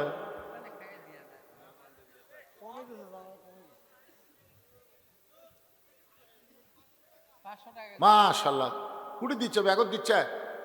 মাশাআল্লাহ, দেখো আল্লাহর একজন বান্দা 500 টাকা দান করছে। আল্লাহ কবুল করুক। জোরে কোন আমিন। জোরে বল আল্লাহুম্মা আমিন। আমি আজকের এই মাহফিল কমিটিকে একটা অনুরোধ করব। সে অনুরোধটা হলো, আপনার যে লাইটিং ফাইটিং করছেন এত করা লাগে না। এত করা লাগে? এমনি লাইট দিলে হবে, এত ঝাড়বাতি দেওয়া লাগে? আমি তো বগুড়া জেলার মধ্যে, গোটা বগুড়া জেলায় বহু মাহফিল করছি, কিন্তু এইরকম সাইজের মাহফিল আজকেই প্রথম। সামনে বলে আরো আশা আছে। আল্লাহ, লাগবে না রে। শহীদ আফ্রিদির মতন একজন ক্রিকেট খেলোয়াড় একাই 19টা মসজিদ তৈরি করেছে, একাই।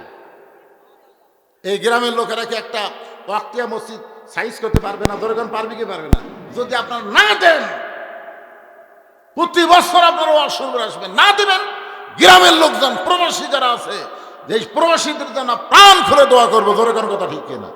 ওরা যেন বেশি বেশি দিতে পারে। আজকে লাইভ হচ্ছে না? এই এখানে লাইভ হচ্ছে না? লাইভ হচ্ছে। অবশ্যই আপনাদের গ্রামের প্রবাসী যারা, তারা অবশ্যই এখানে আজকের মাহফিল দেখতেছে। ইনশাল্লাহ আমরা তাদের জন্য প্রাণ খুলে দোয়া করব।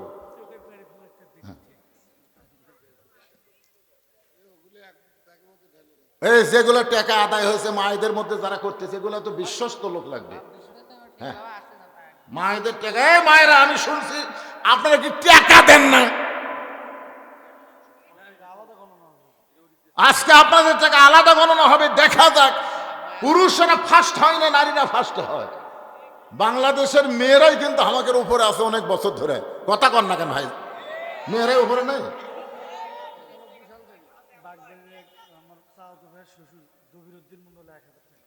বাগবাড়ি আমার বাপজানের চাওতো ভাইয়ের শ্বশুর দবির উদ্দিন সাহেব 1000 টাকা দান করেছে। আল্লাহ তার দানকে কবুল করেন। যে নিয়তে দান করছে, আল্লাহ নেক নিয়ত দেখা শেখা আল্লাহ আপনি কবুল করেন। জোরে বলে আমিন। আচ্ছা, আপনাদের যাদের বাপ মা মারা গেছে, আল্লাহর এই ঘর মসজিদে কোরআন শরীফ বাবদ, পবিত্র কোরআন শরীফ বাবদ মাত্র 200 টাকা দান করা লাগবে। যাদের বাপ মা মারা গেছে, আপনার 200 টাকা দান করবেন। একটা কোরআন শরীফ দান করার যে সওয়াব হয়, এই সওয়াব আল্লাহ আপনার বাপ মার কবরে দিয়ে দেবে। এমন কোন আল্লাহর বান্দা আছে বাপ মার কথা মনে করে ওয়াক্তিয়া মসজিদের জন্য কোরআন শরীফ বাবদ 200 টাকা দিবেন? দেখেন বলার সাথে সাথে আল্লাহ কত আছে বাবা। মাশাল্লাহ মাশাল্লাহ। এই দান কিন্তু কোরআন শরীফ বাবদ যারাই দান করেন, পৃথিবীর শ্রেষ্ঠ দান একটা কোরআন শরীফ। একটা কোরআন শরীফ বাবদ আপনি 200 টাকা দিবেন। সামনে থেকে একজন আল্লাহর বান্দা বাপ্পার জন্য কোরআন শরীফ বাবদ 200 টাকা করছে দান। দোয়া করে দিলাম, আল্লাহ বাপ্পার কবরকে যেন জান্নাতের টুকরা বানায় দেন। জোরে কান আমিন। অনেকে বলতে, হুজুরা বাপ মা তো মরেনি, আপনি বাপ মাকে নিয়ামত বিশ্বাস করে আল্লাহ বাপ মার হায়াত বাড়ায় দিক, এই জন্য দোয়া চাওয়ার দরকার আছে না নাই? এখন বুঝতে পারতেছেন না? 18 সালে আমার বাবা মারা গেছে, আর 23 সালের ডিসেম্বরে আমার মা মারা গেছে। আহা, এখন বাড়িতে যাই, শূন্যস্থান দেখতে পাই। মায়ের মতন আপন কেহ নাই রে দুনিয়ায়, মা জননী নাই রে জাহান, এই দুনিয়ায় তাহার কেহ নাই। মায়ের মতন আপন কেহ নাই রে দুনিয়ায়, বাবার মতন আপন বন্ধু নাই রে দুনিয়ায়। নিজে না খাইয়া বাবা, নিজে না খাইয়া বাবা সন্তানকে খাওয়ায়। সেই বাপ মার জন্য একটা কোরআন শরীফ বাবদ দান করে পারলেন না? আল্লাহর একজন বান্দা কোরআন শরীফ বাবদ 200 টাকা দান করেছে। আল্লাহ এই দানকে কবুল করে দরদের মা বাবার কবরকে জান্নাতের টুকরা কবুল করে দেন। কত টাকা কত পয়সা দুনিয়াতে কত হালে কত দিকে চইলা যায়। আজকে 200 টাকা দান করলে বাবা রুহের মাগফিরাতে একটা কোরআন শরীফ দান করার সব আল্লাহ দিয়ে দিবে। আরেকজন আল্লাহর বান্দা 200 টাকা দান করছে, কোরআন শরীফ বাবা তাআলা কবুল করেন। আরেকজন আল্লাহর বান্দা, এটা তো 500 রে বাবা, 500 দিলে মাশাআল্লাহ। আমি চাইছিলাম 200, 500 টাকা করছে দান। আল্লাহ বাপ্পার খবরকে জান্নাতের টুকরা বানায় দেন। এক ছোট মানুষ দাদার জন্যে, হ্যাঁ, দাদা দাদি নানা নানি তাদের কত আদর পাইছেন আপনি। আজকে তারা অন্ধকার কবরে কিভাবে আছে জানি না। তাদের কবরকে জান্নাতের টুকরা বানানোর জন্য 200 টাকা দিবেন, একটা কোরআন দানের সওয়াব আল্লাহ দান করে দিবে। একজন নানার জন্য 200 টাকা দান করছে আল্লাহ, কোরআন দানের সওয়াব তার নানার কবরে কবুল করো, জোরে কোন আমিন। ডাড়া থাকা লোকগুলো বলে দান করতেছে না, ওদের কাছে ব্যাগ গেছে, তোরা দিছে, সবাই দিছে ইনশাল্লাহ। ব্যাগের খবর কি রে? ব্যাগের খবর ভরেনি? এবার ব্যাগ একটু সামনে নিয়ে আসো তো দেখি তো। ব্যাগের মধ্যে তো আবার খালি ব্যাগ ঢুকাই, এক ব্যাগের মধ্যে খালি ব্যাগ ঢুকেছে, তখন তো ব্যাগের ঠেলায় ব্যাগ বড় হয়ে যাবে। মাশাআল্লাহ, 200 না 250 টাকা দান করছে, আল্লাহ কবুল করেন। আল্লাহ সবগুলো মিলে এই কয় টাকা? ও মহিলা আসেনি, যাই হোক আপনারা যা দিচ্ছেন খুশি মতো ইনশাল্লাহ। চাপাচাপি করলে মন খারাপ করে জনগণ। একটু মহব্বতে আল্লাহর জিকির, লা ইলাহা ইল্লাল্লাহ, লা ইলাহা ইল্লাল্লাহ, লা ইলাহা। আল্লাহর জিকির করতে অলসতা লাগতেছে, লা ইলাহা ইল্লাল্লাহ, লা ইলাহা ইল্লাল্লাহু মুহাম্মাদুর রাসূলুল্লাহ সাল্লাল্লাহু আলাইহি সাল্লাম। আমার বাপজান প্রবাসীদের দানের কথা যেভাবে বলছে, জনগণ মনে করছে প্রবাসীরা দিলি চলবে, দেশের লোকের দেওয়ার দরকার নাই। হ্যাঁ, প্রবাসীরা দিচ্ছে, দিবে দিবে। যদি শোনে যে আপনারা দেন নাই, ওরা আরো বাড়ায় দিবে। মানুষ যখন প্রবাসে যায়, ওই মানুষের মনটা শিশুর মতো নরম আল্লাহ করে দেয়। দেশে আছেন তো বুঝতে পারতেছেন না, প্রবাসে টাকা কামাই করা কত কষ্ট। তারপরেও 30,000 টাকাও একজন দান করছে। আমি শুনলাম 6,000 করে দুইজন দিছে, 3,000 করে অনেকে দান করছে, 1500 করে, 20,000 দিছে, 10,000 দিছে। আল্লাহ তাদের এই বিশাল দানকে আল্লাহ কবুল করেন। যেখানেই যিনি আছে আল্লাহ যেন শরীরভাবে সুস্থ রাখে, তাদের কামায় যেন আরো বরকত দেয়, জোরে কোন আমিন। আবু যর গিফারি কোদাল নিয়ে ওই জান্নাতুল বাকির পূর্ব কোনায় গিয়ে দেখে সবুজ রঙের একটা বাতি জ্বলতেছে, যেই বাতির কোনো আলো নাই, যেই বাতির কোনো তার নাই, যেই বাতির কোনো সুইচ নাই, বিনা তারে বিনা সুইচে আমার আল্লাহ জোরে বলেন কে অটোমেটিক জ্বলাই দিছে। আবু যর গিফারি লক্ষ্য করে দেখে ওই আলোর নিচে গোলাকার হয়ে আলো পড়ে নাই, 4 কোনা কবরের মতন আলো পড়েছে। ওই আলোর মধ্যে কোদাল দিয়ে কবর খুঁড়তেছেন। কবর খুঁড়তে খুঁড়তে এক সময় আবু যর গিফারি আবেগে মুখ ফসকে বলে ফেলেছে, কবর তুই কি জানিস রে কবর আজকে গভীর রাত্রে কবর খোলার কারণ কি? যাকে দাফন করা হবে, আল্লাহ নবীর মেয়ে হওয়ার পরেও নবী তাকে মায়ের মতন সম্মান দিয়েছে। কবর খবরদার বেয়াদবি করবি না। আজকে তোর মধ্যে যাকে দাফন করা হবে, তার 2টা সন্তানকে আল্লাহ জান্নাতের যুবকদের সর্দার বানাইছে। কোদাল দিয়ে কবর খুঁড়তে খুঁড়তে এক সময় আবু যর গিফারি বলে, কবর তুই কি জানিস গভীর রাত্রে কেন কবর খুঁড়তেছি? তোর মধ্যে যাকে দাফন করা হবে, আলীর স্ত্রী ফাতেমাকে দাফন করা হবে। কবর খবরদার বেয়াদবি করিস না। এই কথা বলে আবার যখন কোদাল মারতে চায়, এমন সময় কবরের ভিতর থেকে আওয়াজ আসছে, আবু যর কার মা, কার মেয়ে, কার বিবি এইটা কবর দেখবে না। আমল যদি ভালো হয় কবর জান্নাতের বাগান হবে, আর আমল যদি খারাপ হয় কবর জাহান্নামের গর্ত হবে। আপনারা মনে করেন না এই কথাটা ফাতেমার জন্য বলছে? ফাতেমার জন্য না, আমরা যারাই কবরে যাব তাদের সবাইকে লক্ষ্য করে বলা হয়েছে, কার মা কার মেয়ে কার বিবি এটা দেখা হবে না, দেখা হবে আমল যদি ভালো হয় কবর জাহান্নামের কি হবে গর্ত, আমল যদি ভালো হয় জান্নাতের টুকরা হয়ে যাবে, আমল যদি খারাপ হয় কবর জাহান্নামের গর্ত হবে। এই শব্দ আবু যর গিফারির কানে ঢোকার সঙ্গে সঙ্গে গোটা দেহ থর থর করে কম্পন শুরু হয়ে গেল, হাতের কোদাল পড়ে গেল, আর কবর খুঁড়তে পারলেন না।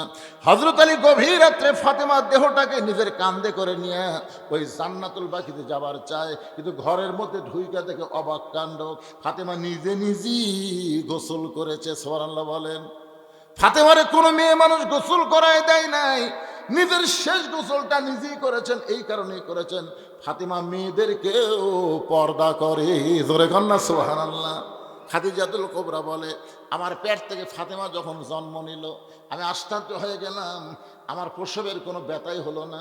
ফাতেমা দুনিয়াতে আসার পরে আমি তাকায় দেখি, আমি মা খাদিজা নিজ আমার মেয়ের দিকে তাকায় দেখি ফাতেমা তার নিজের এই দুইটা হাত দিয়া তার ইজ্জত ঢেকে দুনিয়াতে ভূমিষ্ঠ হয়েছে। আমি মা খাদিজা কোনোদিন ফাতেমার ইজ্জত পর্যন্ত দেখতে পাই নাই। জোরে কন্যা সুবহানাল্লাহ। ফাতেমা নিজে নিজে কাফনের কাপড় পরেছে, নিজে নিজে কাফনের কাপড় পরে মাঝখানে নিজে শুয়ে দুই পাশে দুইটা সন্তানকে বুকে হাত দিয়ে ঘুমাইয়া দিছে। হাসান হোসেন যখন ঘুমায় গেছে এমন সময় ফাতেমা এই দুনিয়া থেকে বিদায় নিয়ে চলে গেছে। হযরত আলী ফাতেমার দেহখানা কাঁধে করে নিয়ে ওই জান্নাতুল বাকির পূর্ব কোণায় গিয়ে বলে, আবু যর কবর থেকে সরে যা। আল্লাহ তাআলা আবু যরকে আগেই কবর থেকে খেদাই দিস।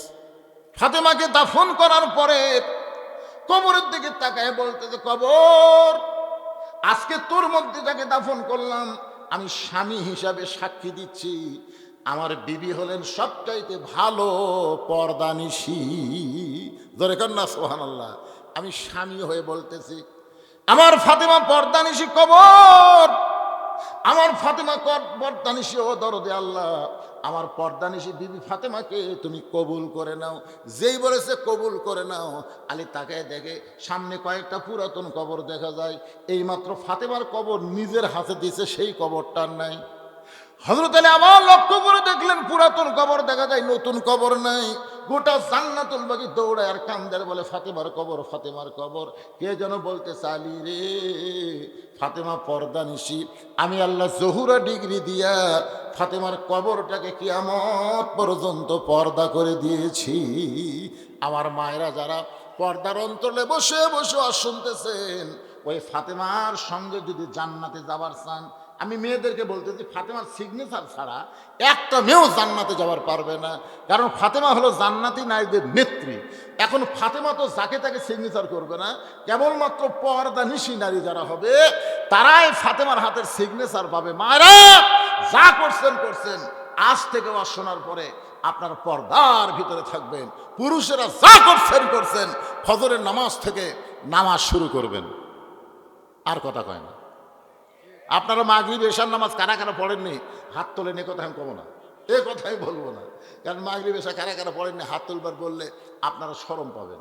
কিন্তু আজকের এই ওয়াজ শোনার পরে মরা লাগবে, বাঁচার কোনো বুদ্ধি নেই, যে কোনো সময় যাইতে হবে, এইটা বিশ্বাস করে কারা কারা ফজর পড়বেন না, কারা কারা ফজরের নামাজ পড়বেন না, তারা একটা হাত তোলেন। কোনটি? ওটা ভুল করে ইচ্ছা করে কেউ তুলবে না।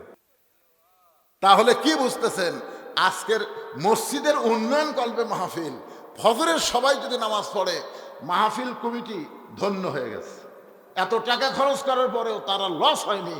কারণ আজকের মাহফিলের কারণে যদি সবাই ফজরের নামাজ আদায় করে, ইনশাআল্লাহ আল্লাহ যদি দেয় দুনিয়ার কেউ আটকাবার পারবে না। ধরে কোন কথা ঠিক কথা বলেন ভাইজান?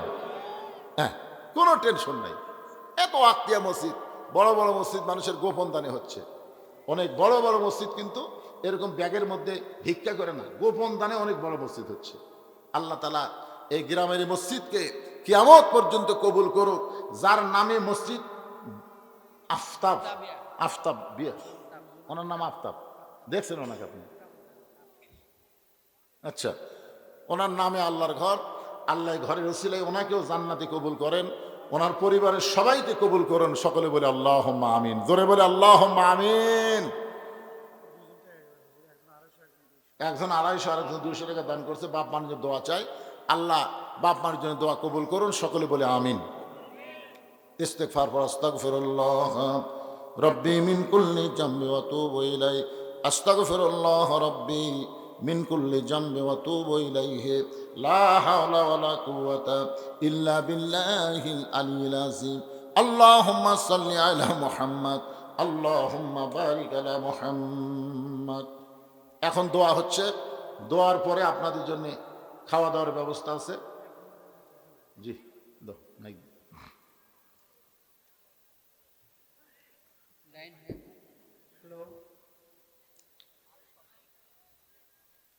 সম্মানিত মুসল্লিবৃন্দ, আমাদের সামের যারা এখানে আছেন, যারা সামের আছেন তারা অটো আছে, অটোগুলো দয়া করে যারা অটোওয়ালা আছেন তারা অটোগুলো টান দিয়ে নেন। আর আমাদের সামের যে সবজন লোক বসে আছেন তারা দয়া করে এখান থেকে উঠে একটু ভান্ডারখানার দিকে যান। আমাদের ছেলেপেলে এবং সামের যারা আছেন দায়িত্বে তারা দয়া করে উঠে ভান্ডারখানা চলে যান। তার মানে কেউ উঠলো না, এই গ্রামের কেউ নাই।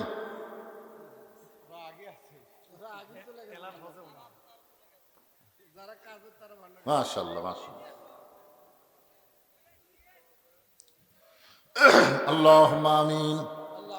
আল্লাহুম্মা আনতাস সালাম ওয়া মিনকাস সালাম, তাবারাকতা ইয়া যাল জালালি ওয়াল ইকরাম। আয় আল্লাহ তাআলা, আরামের বাড়ি, আরামের ঘুমকে বাদ দিয়ে লাভ তোষকের মহব্বত কলিজা থেকে বের করে এই জান্নাতের বাগানে বসে বসে কোরআন হাদিস আলোচনা শোনার শেষে আমি গুনাহগারের সঙ্গে রহমতের দরজায় ফকির হয়ে দোকানে হাত তুলেছে। মেহেরবানি করে আজকের মাহফিল আমাদের সকলের হেদায়েতের জন্য, নাজাতের জন্য, জান্নাতের জন্য কবুল করো। এই মাহফিলের শুরু থেকে শেষ পর্যন্ত যত আলোচনা হয়েছে আল্লাহ, এর মধ্যে যদি ত্রুটি হয়, ভুল হয়, মাফ করে দিও। এর যা হাদিয়া মঞ্জুর করো, সোনার মদিনায় নবী পাকের রওজা মোবারকে আল্লাহ কবুল করে নিও। তামাম আমবিয়া কিরাম, আসহাবে কেরাম, তাবিনী কেরাম, তাবা তাবিনী কেরাম, তামাম পৃথিবীর মাটির নিচে যত মুমিন মুমিনা আছে আল্লাহ, সকলের আরওয়াফে হাদিয়া কবুল করো। আমরা যারা হাত তুলেছি, আমাদের জনম দুখনি মা যাদের কবরে গেছে, আমাদের দরদের বাবা আজকে যাদের কবরে রয়েছে আল্লাহ, মেহেরবানি করে মা বাবার কবরকে জান্নাতের টুকরা কবুল করো।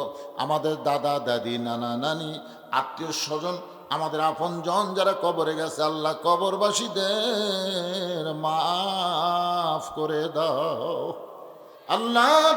এই মাঝবাড়ি মন্ডল পাড়া তোমার বান্দা বান্দিরা কত কষ্ট করে মেহনত করে এত সুন্দর একটা আয়োজন করেছে আল্লাহ। তোমার কোরআনের খাতিরে আজকের মাহফিলকে ওসিলা করে মাঝবাড়ি মন্ডল পাড়ার উপরে রহমত বরকতের দরজা খুলে দাও। যে ওয়াক্তিয়া মসজিদকে কেন্দ্র করে আজকের এই মাহফিল, এই মসজিদের মহব্বতে নগদে বাকিতে দান করেছে যারা, মসজিদকে কেন্দ্র করে তাদের সকলকেই মাফ করে দাও আল্লাহ। আমাদের মধ্যে আমি সহ যারা অসুস্থ অবস্থায় আছি সবাইকে সুস্থতার নিয়ামত দান করে দাও। বিশেষ করে দেশনেত্রী বেগম খালেদা জিয়া, পরপর 3 বারের প্রধানমন্ত্রী, মাবুদ গোটা বাংলাদেশের সমস্ত মানুষ তার জন্য দোয়া করতেছে, আমরাও আজকে দোয়া করি আল্লাহ তাকে শাফাআতে কুল্লিয়া দান করে পরিপূর্ণ সুস্থ হয়ে আবার আমাদের কাছে কবুল করে নাও আল্লাহ। তরুণ একটা যুবক ওসমান হাদি আততায়ীর গুলিতে আজকে সে কঠিন বিপদের মধ্যে আছে, আল্লাহত অবস্থায় আছে, অসুস্থ অবস্থায় আছে। আমরা তার জন্য দোয়া করি আল্লাহ তাকে তুমি পুরোপুরি সুস্থ করে আমাদের দিকে ফিরিয়ে দাও মাবুদ। কে কোন নিয়ত করে হাত তুলেছে সকলের নেক নিয়ত নেক আশাকে তুমি কবুল করো। আজকের মাহফিলের সম্মানিত সভাপতিকে আল্লাহ তুমি কবুল করো, সভাপতি সহ সভাপতিদের কবুল করো, প্রধান অতিথিকে কবুল করো আল্লাহ। আজকের মাহফিলের বরেণ্য অতিথিদের কবুল করো, প্রধান পৃষ্ঠপোষককে কবুল করো, প্রধান মেহমানকে কবুল করো মাবুদ। বিশেষ অতিথিদের কবুল করো, খাস করে মসজিদ কমিটিকে কবুল করো, যার নামে তোমার ঘর আফতাব সাহেব কবরের বাসিন্দা হয়ে গেছে আল্লাহ তার কবরকে তার পুরো পরিবারের উপরে রহমত আর বরকতের দরজা খুলে দাও আল্লাহ। কে কোন নিয়ত করে হাত তুলেছে আল্লাহ সকলে নেক নিয়তের কাছে কবুল করো। প্রবাসীদের জন্য আমরা প্রাণ খুলে দোয়া করি, যারা অনেক টাকা দান করছে আজকের মাহফিলে দেশে থাকলে শামিল হতো, দূরে থেকে আজকে তারা চোখের পানি বের করে কাঁদতেছে। আর আমাদের জন্যে এই মাহফিলের জন্য কত কি তারা করতেছে আল্লাহ, যেখানে থাক ভালো রেখো, কামায়ে বরকত দিও, বিপদ আপদ মুসিবত থেকে আল্লাহ প্রবাসীদের তুমি খাস করে হেফাজত করো। প্রতি বছর তারা বেশি বেশি যেন এমন দান করতে পারে, এমন ইমানি শক্তি আল্লাহ দান করে দাও। যে বাচ্চাটা টার্গেট লাইন মারতেছে আসলে বাচ্চাটারে আল্লাহ তুমি ভালো করে দাও আল্লাহ, কারণ এর জন্মের সমস্যা হওয়ার কারণেই আলেমদের চোখে টার্গেট লাইন মারতেছে।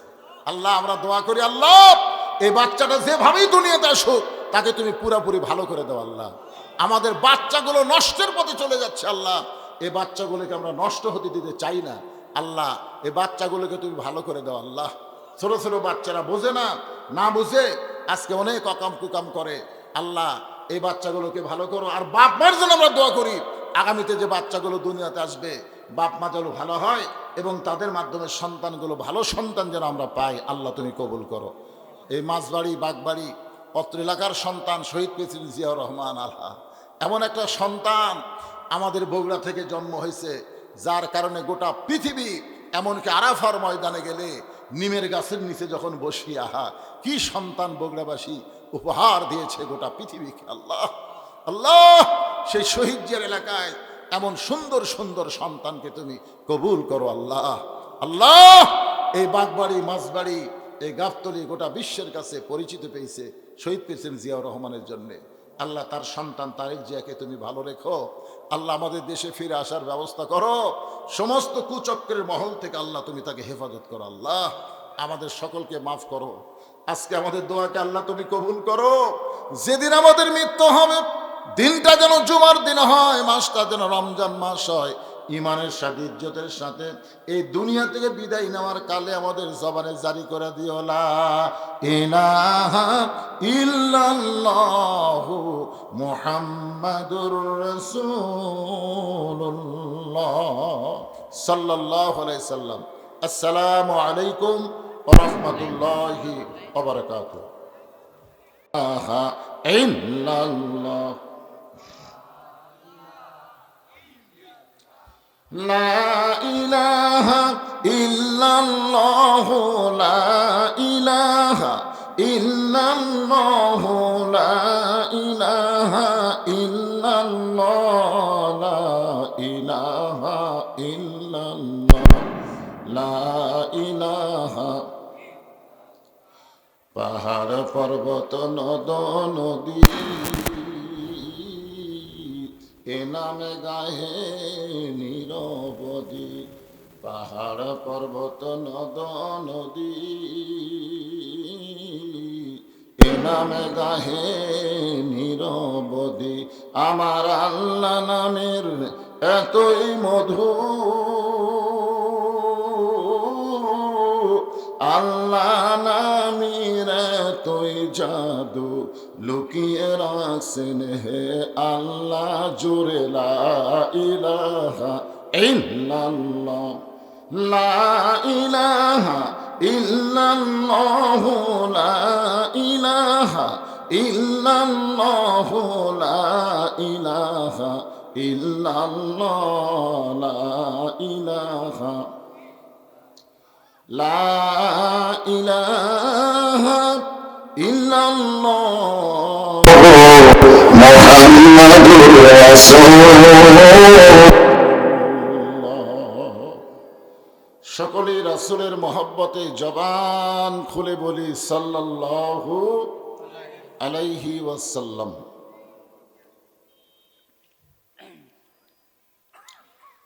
মাঝবাড়ি বাইতুল আফতাব ওয়াক্তিয়া নামাজ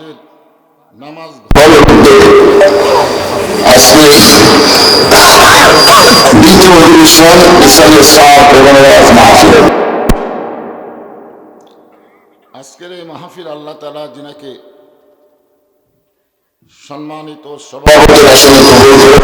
আমার বন্ধুগণ, আমার অত্যন্ত মহব্বতের মানুষ জনাব আলহাজ মাওলানা জাহিদুল ইসলাম, সহকারী মাওলানা বেরের বাড়ি বালিকা মাদ্রাসা, আজকের এই মাহফিলের সম্মানিত সহসভাপতি জনাব ফরাত বিন তোজাম্মেল, জনাব আলহাজ মোহাম্মদ বাবলু মন্ডল, জনাব মোহাম্মদ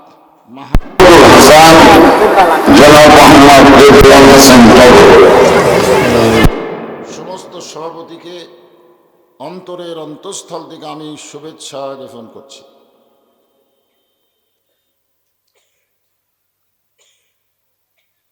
আমার মা বোনেরা এত বেশি হয়েছে ওখান থেকে কিচির মিচির শব্দ এখানে শোনা যায়। জায়গায়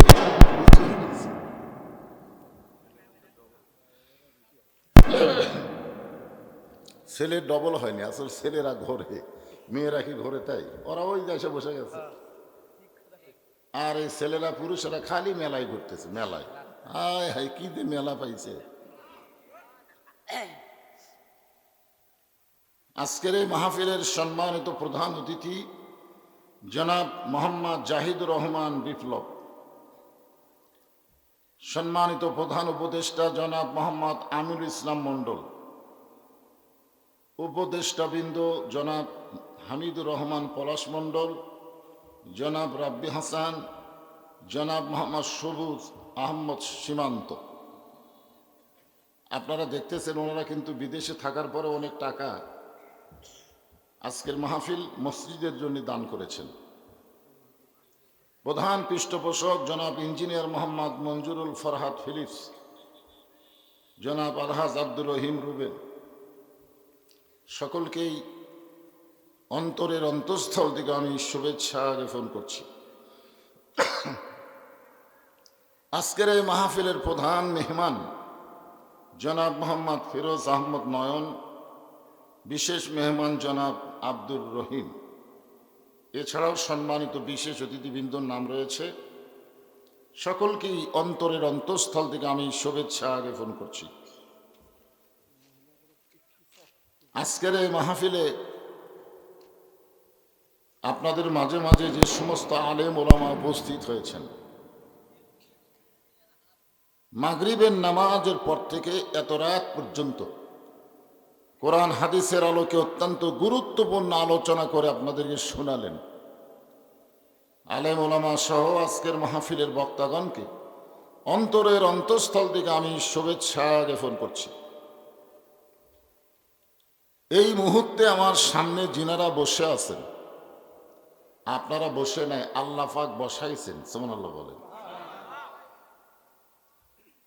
অনেক সময় আমরা মনে করি আমি যদি না যাইতাম আল্লাহ কেমনে নিয়ে যেত। আসলে আল্লাহ কোরআনে বলেছেন, মা আসাবাকা মিন হাসানাতিন ফামিনাল্লাহ, বান্দা বান্দির দ্বারা যখন কোনো ভালো কাজ হয় এই কাজ বান্দাবান্দি করে না, বরং আল্লাহই করায়। আপনারা বলেন তো, কোরআনের মাহফিলে বসা ভালো কাজ না খারাপ কাজ? তাহলে এই কাজ কি আপনারা করলেন না আল্লাহ করালেন? এই মুহূর্তে আমরা বিশ্বাস করি, আমরা যত বড়ই পাপী হই না কেন, আল্লাহ আমাদের উপরে খুশি আছেন। আল্লাহ যদি খুশি না থাকতো এই রিয়াজুল জান্নাহ বেহেশতের বাগানে আমরা বসতে পারতাম না।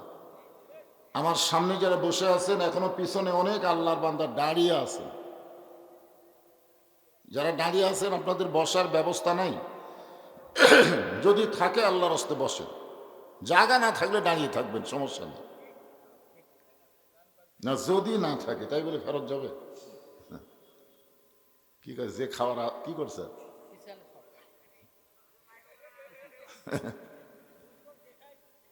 আর যাচ্ছে রে বাবা, ভালো করে দেখো, দেখা যাচ্ছে না কি? মাঝে মধ্যে এরকম মুখ করবো তো, তার কথা। তোমরা এখানে যত মানুষ বসে আছো এর চাইতে কয়েক হাজার গুণ, কয়েক গুণ না, কয়েক হাজার গুণ মানুষ গোটা পৃথিবী ব্যাপী দেখতেছে। এই যে এই ক্যামেরার মাধ্যমে, এগুলো যদি মুখের সামনে না দেয় তাহলে হয়।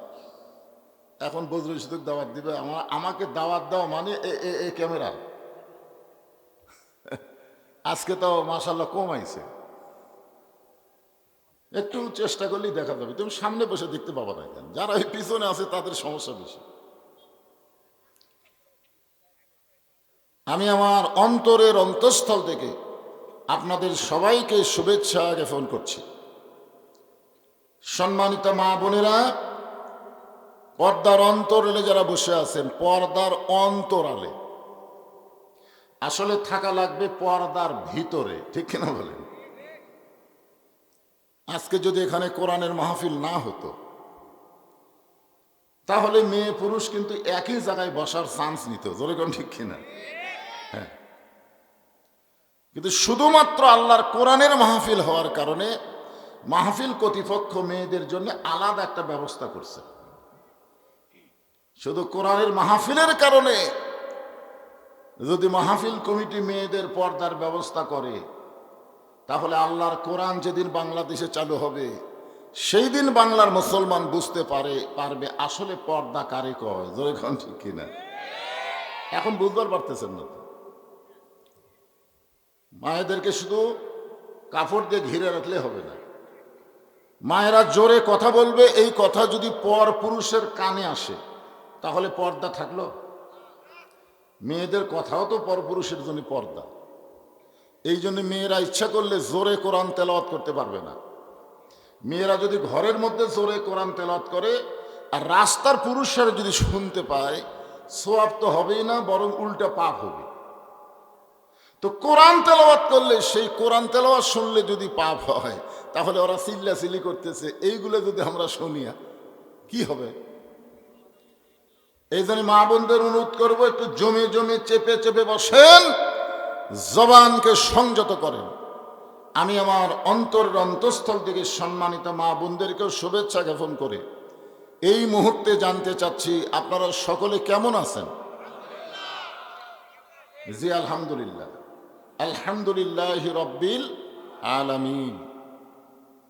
যে আল্লাহ শারীরিক সুস্থতা, মানসিক প্রশান্তি দান করে আজকের এই জান্নাতের বাগানে আমাদের কবুল করলেন, আমরা সে আল্লাহর প্রতি খুশি হয়ে জবান করে সকলে বলবো রব্বানা লাকাল হামদ হামদান কাসীরান তাইয়িবান মুবারাকান ফীহি। আল্লাহর প্রশংসা যত বেশি করবেন, আল্লাহ কোরআনে বলেছেন লাইন শাকারতুম লাযীদান্নাকুম, যে আমার শুকরগুজারি বান্দা হয় আমি আল্লাহ তার প্রতি নিয়ামতে ভরপুর করে দিই। এখন বলেন তো নিয়ামত মানে কি? নিয়ামত মানে আল্লাহর সন্তুষ্টি। তাহলে আল্লাহর সন্তুষ্টি যদি আমরা পাবার চাই, আলহামদুলিল্লাহ বলা ছাড়া উপায় নেই। এখন প্রশ্ন হচ্ছে, আমরা আল্লাহর প্রশংসা এত কেন করব? এই কারণেই করব, ভাগ্য গুণে আমরা একটা আল্লাহ পাইছি। আমাদের ভাগ্য এত ভালো, আমরা ভগবান পাইনি, গড পাইনি, ঈশ্বর পাইনি, আমরা পাইছি কি? আল্লাহ। যে আল্লাহ সম্পর্কে আল্লাহ নিজেই বলেছেন আল্লাহু লা ইলাহা ইল্লা হুয়াল হাইয়ুল কাইয়্যুম। আমাদের আল্লাহ কি? আয়াতুল কুরসির প্রথমেই আল্লাহ এটার পরিচয় দিয়েছেন। যদি আপনারা সামনে থেকে আলিফ বাদ দেন তাহলে দেখবেন আল্লাহর পরিচয় ফুটে উঠতেছে লিল্লাহি মা ফিস সামাওয়াতি ওয়াল আরদ। আবার যদি মন চায় আর একটা নাম বাদ দিয়ে দেখেন লাহুল মুলকু ওয়া লাহুল হামদ। আবার যদি মন চায় লাম আর রাখবো না, হুয়াল্লাহুল্লাযী লা ইলাহা ইল্লা হু। এমন একজন আল্লাহ ভাগ্য গুণে পাইছি, যে আল্লাহর সব বাদ দিলেও আল্লাহ বাদ পড়ে না। আমাদের আল্লাহ হলেন সদা বিরাজমান। সুবহানাল্লাহ। এখন একটা আল্লাহ, এমন একটা আল্লাহ পায় খুশি না বেজার? মাশাআল্লাহ। শুধু আল্লাহ পাইনি, আমরা পেয়েছি ইসলাম। আমরা পাইছি কি?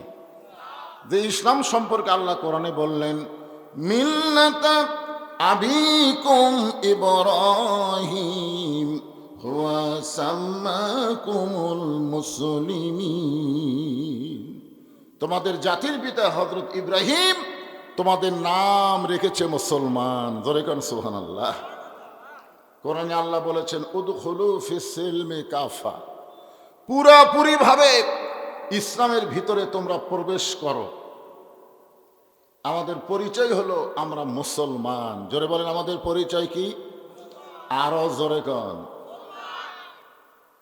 শুধু মুসলমান পরিচয় না, আমরা এমন একজন মহামানবের উম্মত যার সম্পর্কে আল্লাহ বলেন লাকাদ কানা লাকুম ফি রাসূলিল্লাহি উসওয়াতুন হাসানাহ। সফলতা যদি অর্জন করতে চাও তাহলে দুনিয়ার কাউকে না, বিশ্বনবীকে তোমাদের আদর্শের নেতা হিসাবে গ্রহণ করে নাও। এই কথাতে আমরা বুঝতে পারলাম আমাদের নবী শুধু নবী না, আমাদের নবী হলেন আমাদের নেতা। কথা কয় না? নেতা মানবেন না? নবীর প্রতি দরুদ পড়ি, নবীরে সালাম করি মসজিদের ভিতরে, কিন্তু নবীর সমাজ গড়ার কাজে অনেকের দ্বন্দ্ব মনে বাজে। আমাদের নবী শুধু নবী ছিলেন না, মদিনায় হিজরত করার পরে নবী হলেন মদিনার রাষ্ট্রপতি। ধরে কোন সুবহানাল্লাহ। আল্লাহ কোরআনে বলেছেন তাবারাকাল্লাযী বিয়াদিহিল মুলকু ওয়া হুয়া আলা কুল্লি শাইইন কাদির। আয়াতের শাব্দিক অর্থে পরে আসতেছি। হোসাইন রাদিয়াল্লাহু বসে আছেন, খুব খেয়াল করবেন। নবীর একজন নাতির নাম হলো হোসাইন। ধরে বলেন নাম কি? হোসাইন। ইতিমধ্যে এজিদের কিছু লোক, এজিদ কিন্তু মুসলমান, হযরত মুআবিয়া রাদিয়াল্লাহু তাআলা আনহুর বেটা ইয়াজিদ। সেই ইয়াজিদের কিছু লোক এসে হোসেন রাদিয়াল্লাহকে জিজ্ঞাসা করতেছেন যে আপনার বাবা হলো বিশ্ব আলেম, আপনার মা হলো খাতুনে জান্নাত, আর আপনার নানা হলো বিশ্ব নবী। কথাটা খেয়াল করেন। ইয়াজিদের লোকেরা বলতেছে আপনার নানা হলো বিশ্ব নবী, আপনার বাবা হলো বিশ্ব আলেম, আর আপনার মা হলো খাতুনে জান্নাত। এমন একটা বংশ থেকে আল্লাহ আপনাকে দুনিয়াতে পাঠাইছে যে আপনি খালি বসে থাকা খাবেন, আপনার খাওয়ার কোনো অসুবিধা নেই।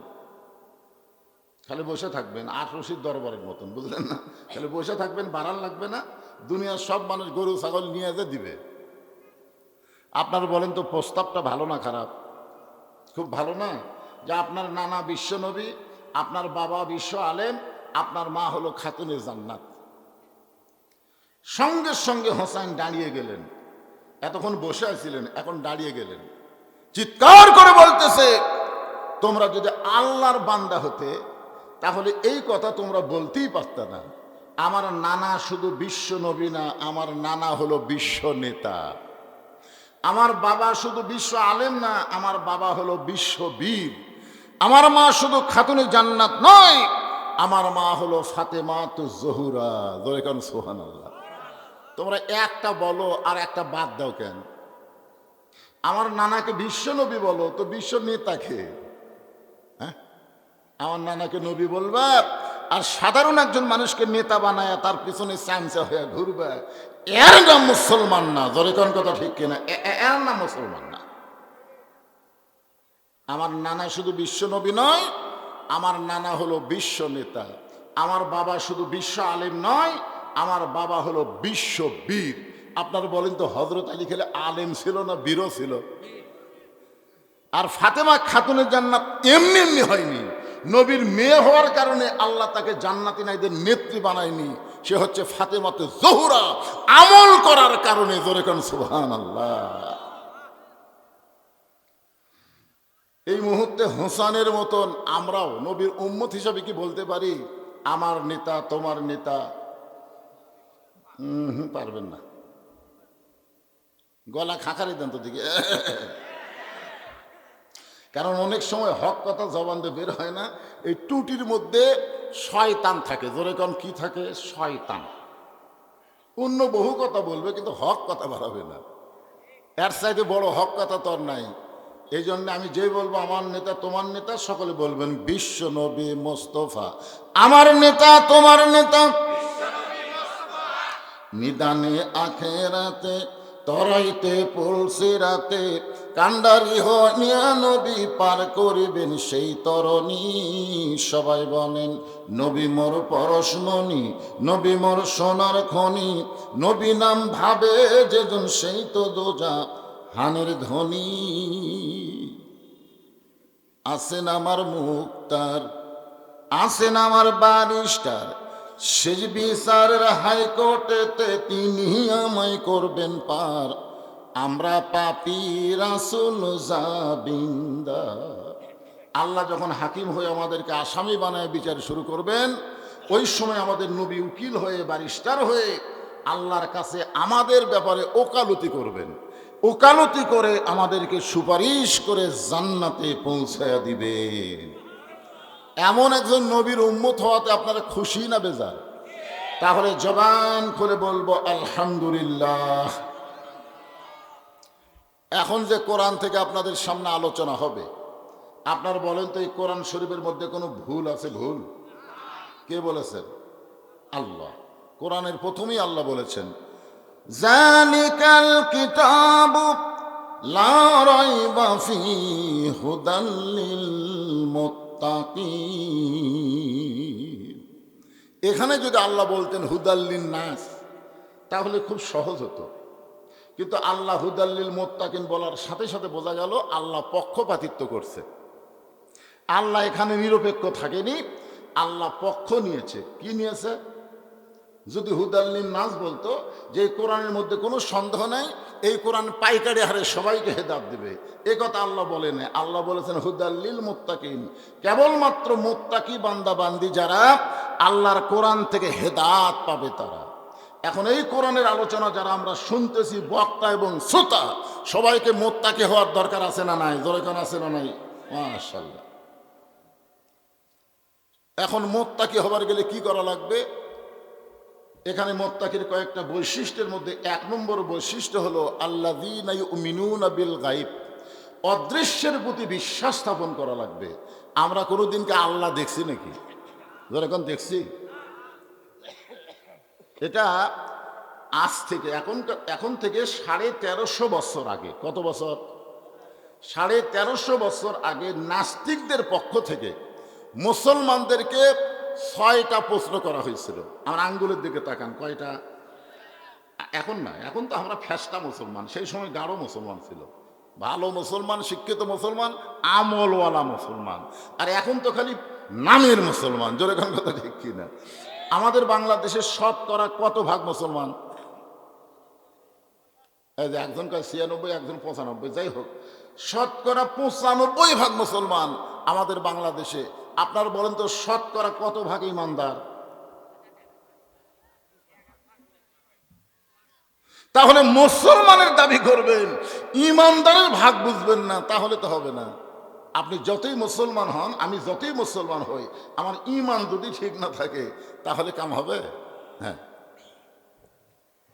নাস্তিকদের পক্ষ থেকে যে ৬টা প্রশ্ন করা হলো, তার মধ্যে একটা প্রশ্ন হলো তোমরা যে আল্লাহকে বিশ্বাস করো, সে আল্লাহ কোথায় আছে? আমরা আল্লাহ বিশ্বাস করি কি করি না? আমরা কি দেখা বিশ্বাস করি না না দেখা বিশ্বাস করি? তো প্রশ্ন করেছে ১৩৫০ বছর আগে, তোমরা যে আল্লাহর নামাজ পড়ো, তোমাদের আল্লাহ এখন কি করতেছে? তোমরা যে আল্লাহ রোজা রাখো, তোমাদের আল্লাহ কোন দিক হয়ে বসে থাকে? তোমরা যে আল্লাহর ইবাদত করো, হুকুম পালন করো, তোমাদের আল্লাহর আগে এই পৃথিবীতে কে ছিল? ৫ নম্বর প্রশ্ন হলো তোমরা যে আল্লাহর গোলামি করো, সারা রাত করো, সারাদিন করো, তোমাদের আল্লাহ দেখতে কেমন? কয়টা করছে? ধরে এখন কয়টা? আর একটা প্রশ্ন করলো, সেই নবীর উম্মত হইয়া নবীর সুপারিশ নিয়ে তোমরা জান্নাতে যাবার চাও, তোমাদের সেই নবী নাকি মেরাজ করেছেন। আজকে মসজিদকে যদি উন্নয়ন করতে চাই, শুধু মসজিদ ২ তলা ৩ তলা ৪ তলা করলে মসজিদের উন্নয়ন হবে না। মসজিদের উন্নয়ন হলো মুসল্লি কালেকশন। জোরে কোন কথা ঠিক কি না? মসজিদ তো মাশাআল্লাহ, মুসল্লির খবর কি? তো নাস্তিকেরা বলল, তোমরা বিশ্বাস করো তোমাদের নবী নাকি 7 আসমান পাড়ি দিয়ে আল্লাহর আরশে গেছে, আল্লাহর সঙ্গে দেখা করে আল্লাহ নাকি 5 ওয়াক্ত নামাজ দিছে। আমাদের প্রশ্ন হলো, তোমাদের নবী কোন দরজা দিয়ে আল্লাহর কাছে গেল? দরজা দেখান লাগবে। নাস্তিকদের ধারণা আসমানের কোনো দরজা নাই। তা আমরা বলি নবী দরজা দিয়ে আল্লাহর আরশে গেছে, সে দরজাটা কোথায় আছে? দরজা দেখান লাগবে। আপনারা এখানে খেয়াল করছেন, আল্লাহ ব্যাপারে 5টা, নবী ব্যাপারে 1টা। আমরা যে আল্লাহকে বিশ্বাস করি, আল্লাহ বলেছেন আল্লাযীনা ইউমিনুনা বিল গায়ব, গায়েবকে বিশ্বাস করতে হবে, অদৃশ্য বিশ্বাস করতে হবে। আমরা কোনোদিন কিন্তু আমাদের কান্দের ফেরেশতা দেখিনি, যে 2টা ফেরেশতা আমাদের কান্দত আছে। আপনারা দেখছেন নাকি? দেখছেন? দেখা যায়?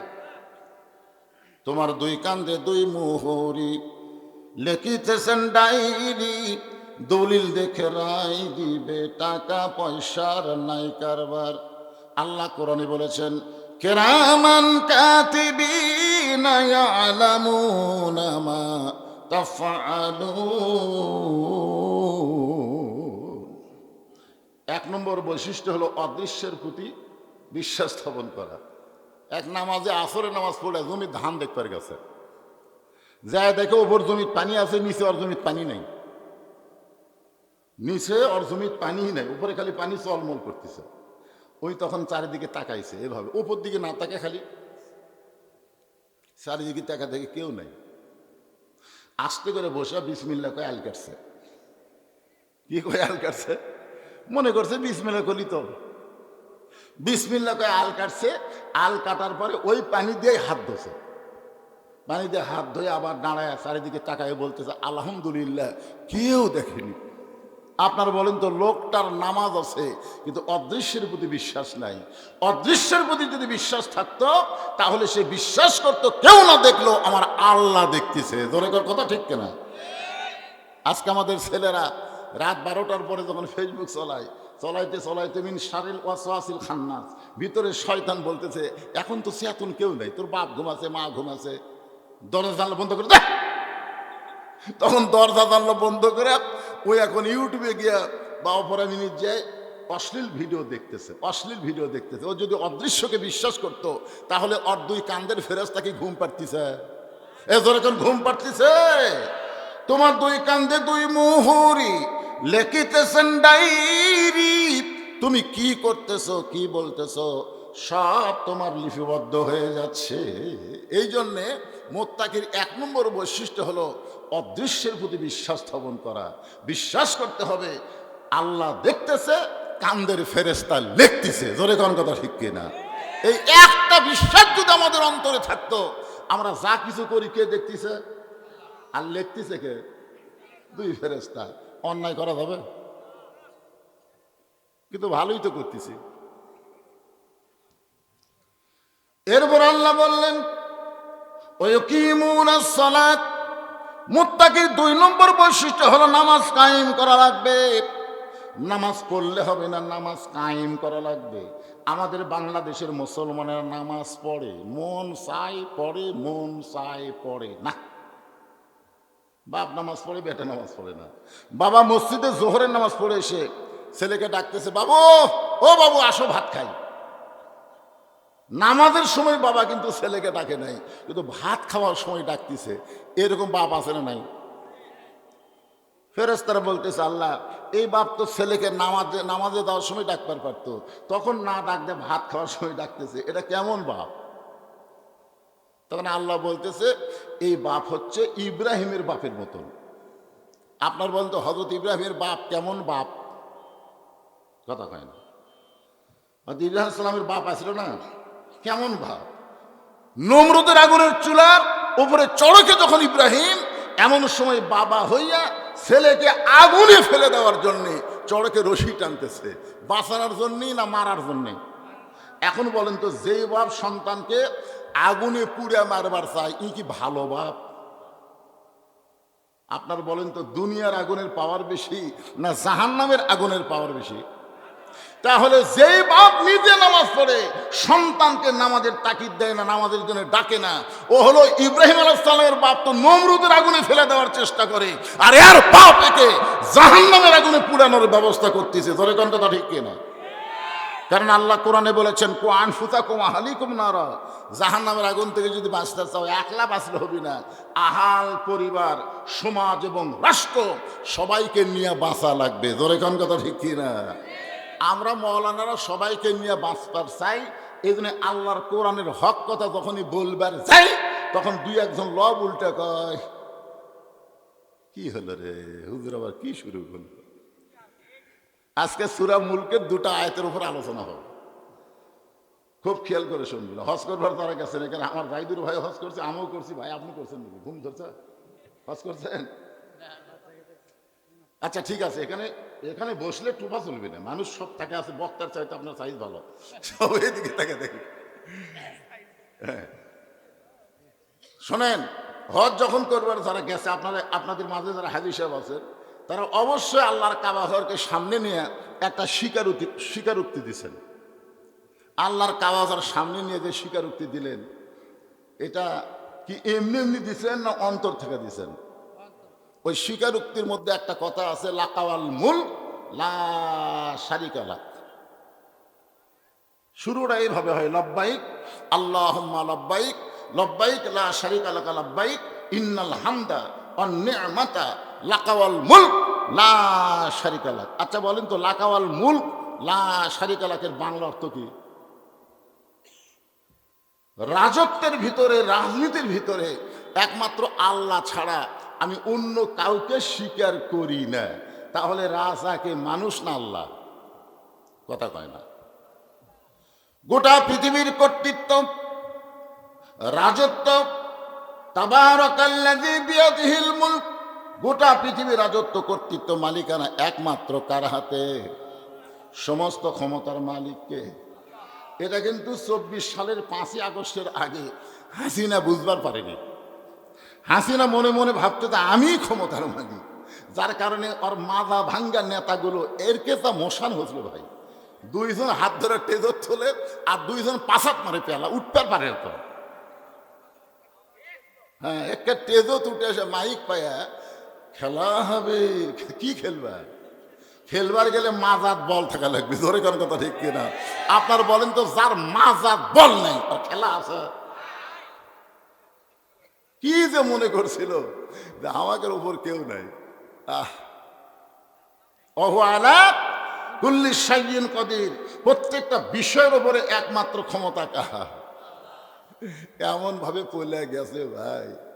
এখন আবার বিদেশের থেকে মাঝে মধ্যে উস্কানি দেয়, মাঝে মধ্যে কি দেয়? উস্কানি দেয়। ও এতই সোজা, যেই দলের প্রধানমন্ত্রীর থেকে, মেম্বার থেকে প্রধানমন্ত্রী পর্যন্ত পলে যায়, ওই দল বাংলাদেশে আবার ফিরে আসা অত্যন্ত কঠিন হবে। জোরে কোন কথা ঠিক কিনা? তাই বলি, আবল তাবল কথা না বলে ওই দলের যারা সমর্থন ছিলেন আপনারা তৌবা করেন।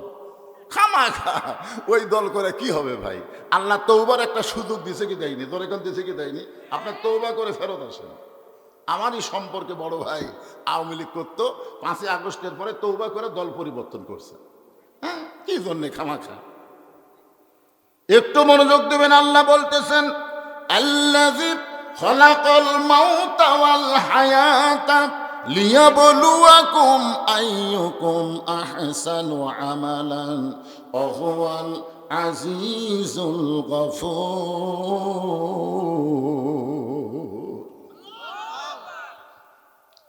কইলে সবাই কম, 2-1 কইলে হবে। এখানে আল্লাহ কি বলতেছেন?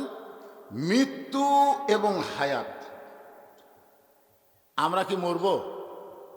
মরবেন? আল্লাহ এখানে বলতেছেন খলাকাল মাউতা ওয়াল হায়াত। আমি তো এই আয়াত নিয়ে খুবই চিন্তা করছি। আমি কয়েকটা তাফসীর পড়ে দেখলাম, আগে বলা লাগতো খলাকাল হায়াতা ওয়াল মাউতা, আগে জীবনের কথা বলা লাগতো, তারপরে মরার কথা বলা লাগতো। কিন্তু আল্লাহ যে মরার কথা বললেন কি জন্যে? আমরা সাধারণত জানি জন্মিলে মরিতে হবে, তাই জানি না ভাই? জন্ম নিলেই তো মরা লাগবে। তো আল্লাহ মরার কথা আগে বলে পরে জন্মানোর কথা বললেন, খালাকাল মাউতা ওয়াল হায়াতা। এই আয়াতের তাফসীর পড়তে গিয়ে সমস্ত তাফসীরকারক একই কথা বলেছেন, প্রত্যেকটা মানুষের সবচেয়ে নিকটতম যে জিনিসটা তার নাম হলো মৃত্যু। আপনারা বলেন তো, আমাদের সবচেয়ে নিকটে তার নাম কি? আপনারা যারা এখানে আমার সামনে বসেছেন, আপনারা কি এরকম একটা লোক বলতে পারেন হুজুর আমার বাড়ি সবচাইতে কাছে, আমি ওয়াজ শেষ করে বাড়ি যাবই? এরকম একটা লোক বলেন তো। এই পুচকে, তুই তো ছোট মানুষ, তোর দাদাই বাঁচা আছে, তোর বাপ বাঁচা আছে, তুই বললে ক্ষতি দিব? দেখছেন, একটা ছোট মানুষও বলার সাহস পাচ্ছে না। কারণ এখানে এসেছি, যদি আল্লাহ না নিয়ে যায় আমরা কেউ যাবার পারবো না। জোরে কোন কথা ঠিক কি না? তাহলে আমাদের সবচাইতে নিকটে কি? মৃত্যু। আরো জোরে। এই কারণে আল্লাহ বললেন ওয়ালা তামুতুন্না ইল্লা ওয়া আনতুম মুসলিমুন। মুসলমান না হয়ে তোমরা কেউ মরিও না। আমরা যদি মুসলমান হয়ে মরতে চাই, আমাদের করণীয় কি, এইটা একটু জানার দরকার আছে না নাই? এই কারণে আল্লাহ বললেন লিয়াবলুয়াকুম, তোমাদেরকে পরীক্ষা করা হবে, আইয়ুকুম আহসানু আমালা, সুন্দর আমলের পরীক্ষা হবে। এখন সুন্দর আমল আমরা করতে চাই, চাই কি চাই না ভাইজান? সুন্দর আমল করতে গেলে আমাদের কি করা লাগবে, এই বিষয়টাই আল্লাহ কোরআনে বললেন অনুনাজ্জিলু মিনাল কুরআনি মা হুয়া শিফাউ ওয়া রাহমাতুল লিল মুমিনিন। এই মুহূর্তে একটা স্লোগান দিবেন, এই আয়াতের স্লোগান। আমি যেই বলবো সব সমস্যার সমাধান আপনার বলবেন দিতে পারে আল কোরআন। সব সমস্যার সমাধান কে করে? ফকির 2 কেজি চাল নিয়ে বাড়িতে আসে। কয় কেজি? তো এখন ফকিরের বইয়ের মন খুবই খারাপ। তো ফকির বলে আমি কত কষ্ট করে এর বাড়ি হর বাড়ি কুত্তার ধাবার খায়। কি কন, এখনকার কুত্তা যে খারাপ আছে ভাই, খুবই সাবধান। গ্রামে গ্রামে যে কুত্তা আছে, ফকিরের ব্যাগ ধরে মারে কেন? চাউল যা ছিল দুর্বল ব্যাগ সিটের